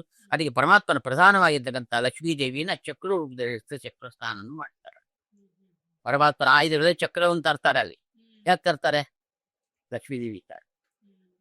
ಅದಕ್ಕೆ ಹೇಳ್ಬೇಕಾದ್ರೆ ಯತ್ವಾಂ ವೈಕುಂಠ ಉತ್ತಮಂ ಸ್ವಾಮಿ ಪುಷ್ಕರಣಿ ತೀರೆ ರಮಯ್ಯ ಸಹ ಮೋದತೆ. ರಮೆಯೊಂದಿಗೆ ಕ್ರೀಡೆ ಮಾಡ್ತಾ ಇದ್ದಾನೆ. ಅವರೊಳಗೆ ಗಂಗಾಜಲ ಕಾಯ್ತಾ ಆಶೀರ್ವಾದ ಮಾಡ್ತಾರೆ. ಈ ಎಲ್ಲ ಮುಕ್ಕೋಟಿ ದ್ವಾದಶಿ ಬಹಳ ಶ್ರೇಷ್ಠವಾದ. ಅದು ಧನುರ್ಮಾಸದಲ್ಲಿ ಮಾಡ್ತಕ್ಕಂಥದ್ದು ಬಹಳ ಶ್ರೇಷ್ಠ. ಮಾರ್ಗಶಿರ ಮಾಸದಲ್ಲಿ ಆ ಮುಕ್ಕೋಟಿ ದ್ವಾದಶಿ ಅಂತಕ್ಕಂಥದ್ದು ಬರ್ತಕ್ಕಂಥದ್ದೇ. ಈ ಮಾರ್ಗಶಿರ ಮಾಸದಿಂದ ಆರಂಭ ಮಾಡಿಕೊಂಡು ಪುಷ್ಯ ಮಾಸದ ಕಡೆಯ ಭಾಗದವರೆಗೂ ಸೂರ್ಯ ಮಕರಕ್ಕೆ ಪ್ರವೇಶ ಮಾಡೋವರೆಗೂ ಧನುರ್ಮಾಸ. ಈಗ ಧನುರ್ಮಾಸ ಬಂತು ಅಂದ್ರೆ ಧನುಸ್ಸಿನಲ್ಲಿ ಸೂರ್ಯ ಪ್ರವೇಶ ಮಾಡ್ತಾರೆ ಧನುರಾಶಿಯಲ್ಲಿ. ಅದರಿಂದ ಒಂದು ತಿಂಗಳು ಇರ್ತಕ್ಕಂಥದ್ದು. ಇನ್ನು ಎಷ್ಟೇ ಯಾವ ಸಂದರ್ಭದಲ್ಲಿ ಬರಲಿ ಆ ಉತ್ಕೃಷ್ಟವಾಗಿರ್ತಕ್ಕಂಥ 14ನೇ ತಾರೀಕು ಜನವರಿ 14 ಅಂತ ಹೇಳ್ತಾರಲ್ಲ, ಆವತ್ತಿನ ದಿವಸ ಪರಮಾತ್ಮ ಅನುಗ್ರಹದಿಂದ ಈ ಸೂರ್ಯನಾರಾಯಣ ದೇವರು ಮಕರ ರಾಶಿ ಒಳಗೆ ಪ್ರವೇಶ ಮಾಡ್ತಾರೆ.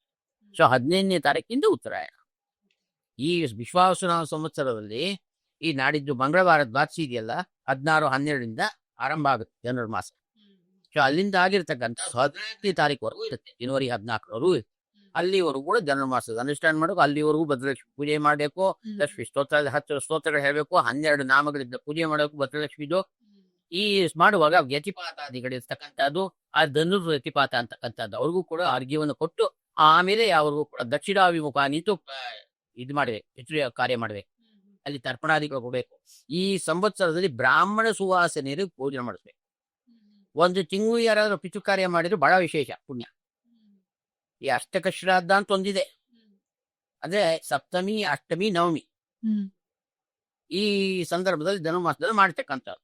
ಅದು ಮಾಡೋದ್ರ ಜೊತೆನಲ್ಲಿ ಪ್ರತಿದಿನವೂ ಏನಾದ್ರು ಆ ಪಿತೃಕಾರ್ಯದಲ್ಲಿಗೆ ತರ್ಪಣಾದಿಗಳು ಕೊಟ್ಟು ಬ್ರಾಹ್ಮಣರನ್ನು ಕರೆದು ಭೋಜನಾದಿಗಳು ಮಾಡಿಸಿ ಪಿತೃಕಾರ್ಯ ಮಾಡಲು ಅಧಿಕವಾಗಿರ್ತಕ್ಕಂಥ ಅತ್ಯಧಿಕವಾದ ಪುಣ್ಯ, ಬಹಳ ಶ್ರೇಷ್ಠವಾಗಿರ್ತಕ್ಕಂಥ. ಅದರಿಂದ ಜನರು ಯತಿಪಾತ ಅನ್ನೋದು ಬಹಳ ಶ್ರೇಷ್ಠವಾದ.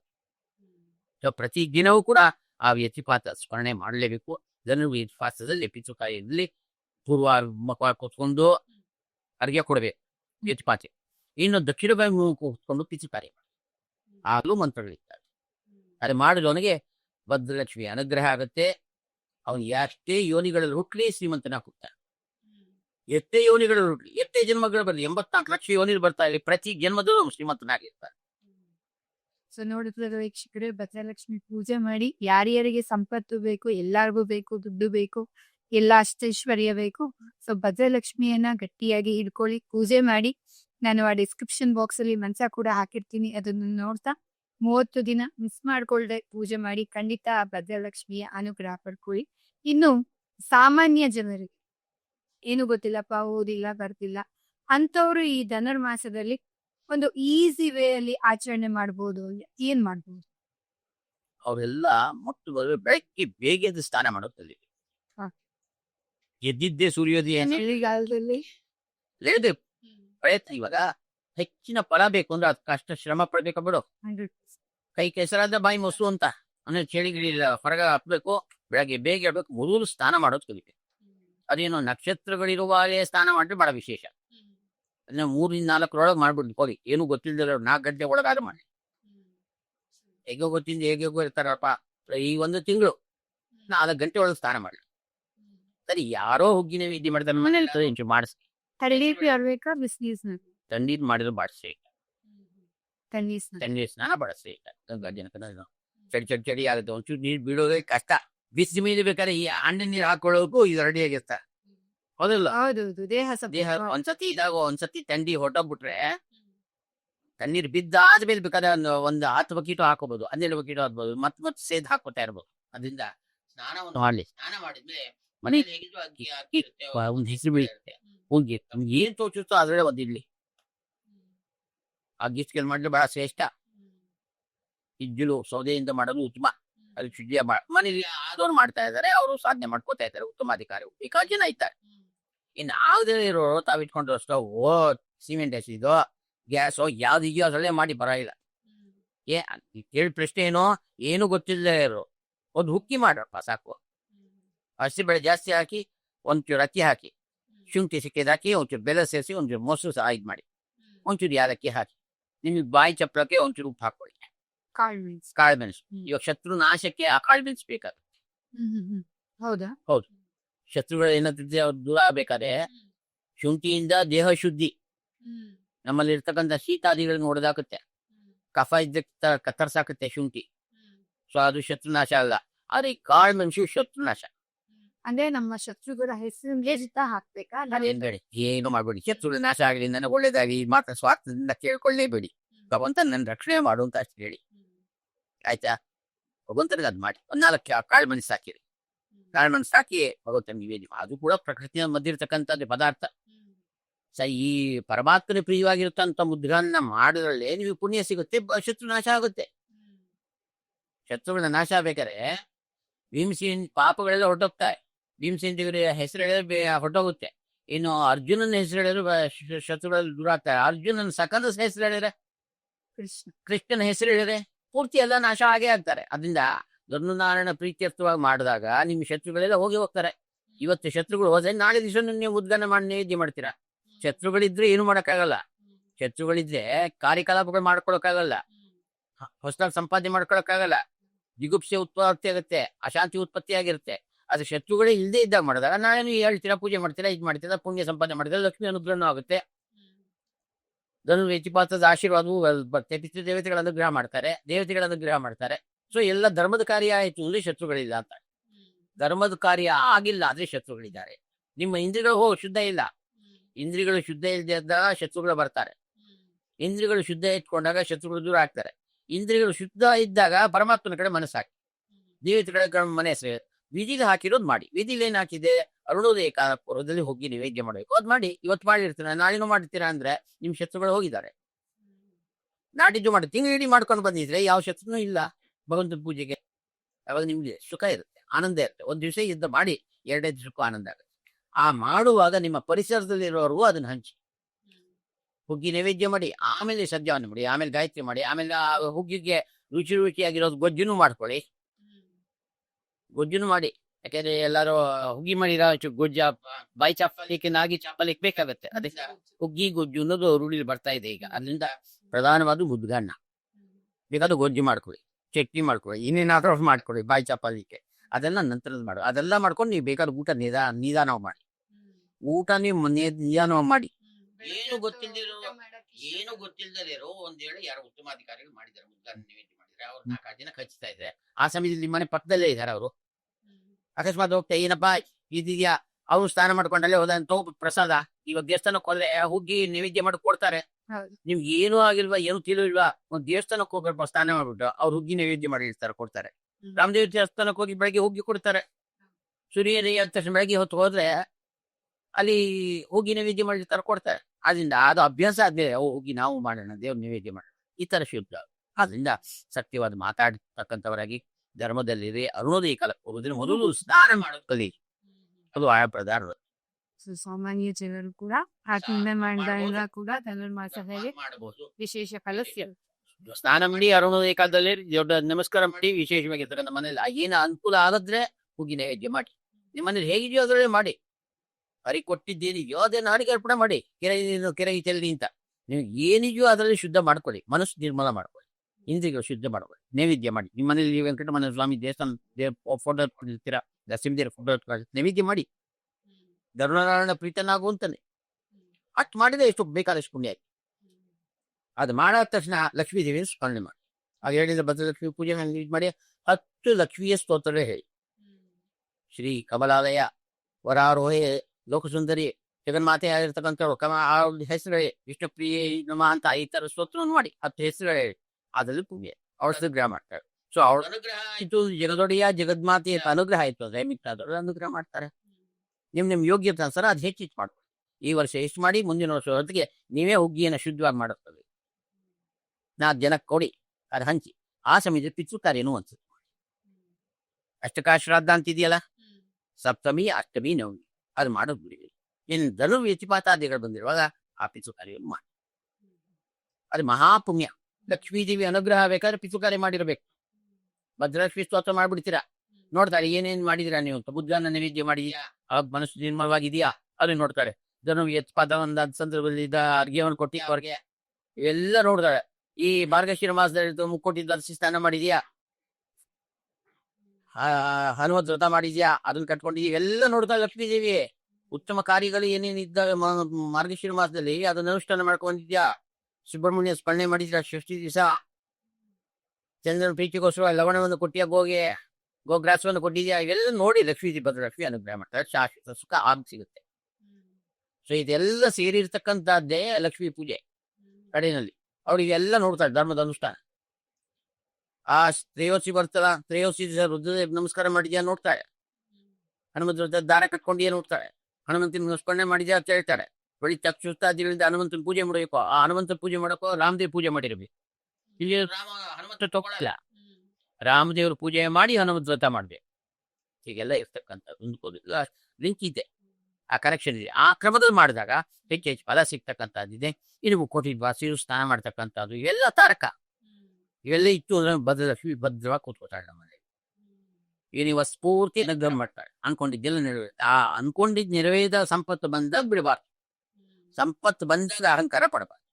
ಪುನಃ ಅದೇ ರೀತಿಯಾಗಿ ಚಿಕ್ಕವರಾಗೆ ಇದ್ದು ಆ ದೊಡ್ಡವರಿಗೆಲ್ಲ ಗೌರವವನ್ನು ಕೊಟ್ಕೊಂಡು ಮಾಡ್ಕೊಂಡು ಹೋದ್ರೆ ಶಾಶ್ವತವಾಗಿರ್ತಕ್ಕಂಥ ಸಂಪತ್ತು ಇರುತ್ತೆ, ಅಧಿಕವಾಗಿರ್ತಕ್ಕಂಥ ಲಾಭವೂ ಇದೆ. ತುಂಬಾ ಖುಷಿ ಆಯ್ತು. ಧನುರ್ಮಾಸದ ವಿಶೇಷವಾದ ವಿಶೇಷತೆ ಹಾಗೂ ಭದ್ರಲಕ್ಷ್ಮಿಯ ಪೂಜೆಯನ್ನ ಮಾಡೋದು ನಾನು ಕೇಳಿರ್ಲಿಲ್ಲ. ತುಂಬಾ ವಿಶೇಷವಾಗಿತ್ತು. ನನ್ನ ವೀಕ್ಷಕರಿಗೆ ಬಹಳ ಅನುಕೂಲ ಆಯ್ತು ಅಂತ ನಾನು ಭಾವಿಸಿದ್ದೀನಿ ಈ ನನ್ನ ವಿಡಿಯೋ. ಸೊ ಎಸ್, ಇಲ್ಲಿವರೆಗೂ ನೋಡ್ತಾ ಇದ್ದೀರಾ. ಮುಂದಿನ ವಿಡಿಯೋದಲ್ಲಿ ಭೇಟಿಯಾಗೋಣ. ಅಲ್ಲಿವರೆಗೂ ನೀವು ನೋಡ್ತಾ ಇರಿ ಡಾಕ್ಟರ್ ವೈಷ್ಣವಿ ಲೈಫ್ ಕೋಚ್. ನಮಸ್ಕಾರಗಳು. ಹರೀಶ್ ಶ್ರೀನಿವಾಸ, ಧನ್ಯವಾದ ಕಾರ್ಯಕ್ರಮಕ್ಕೆ ಬಂದಿದ್ದಕ್ಕೆ.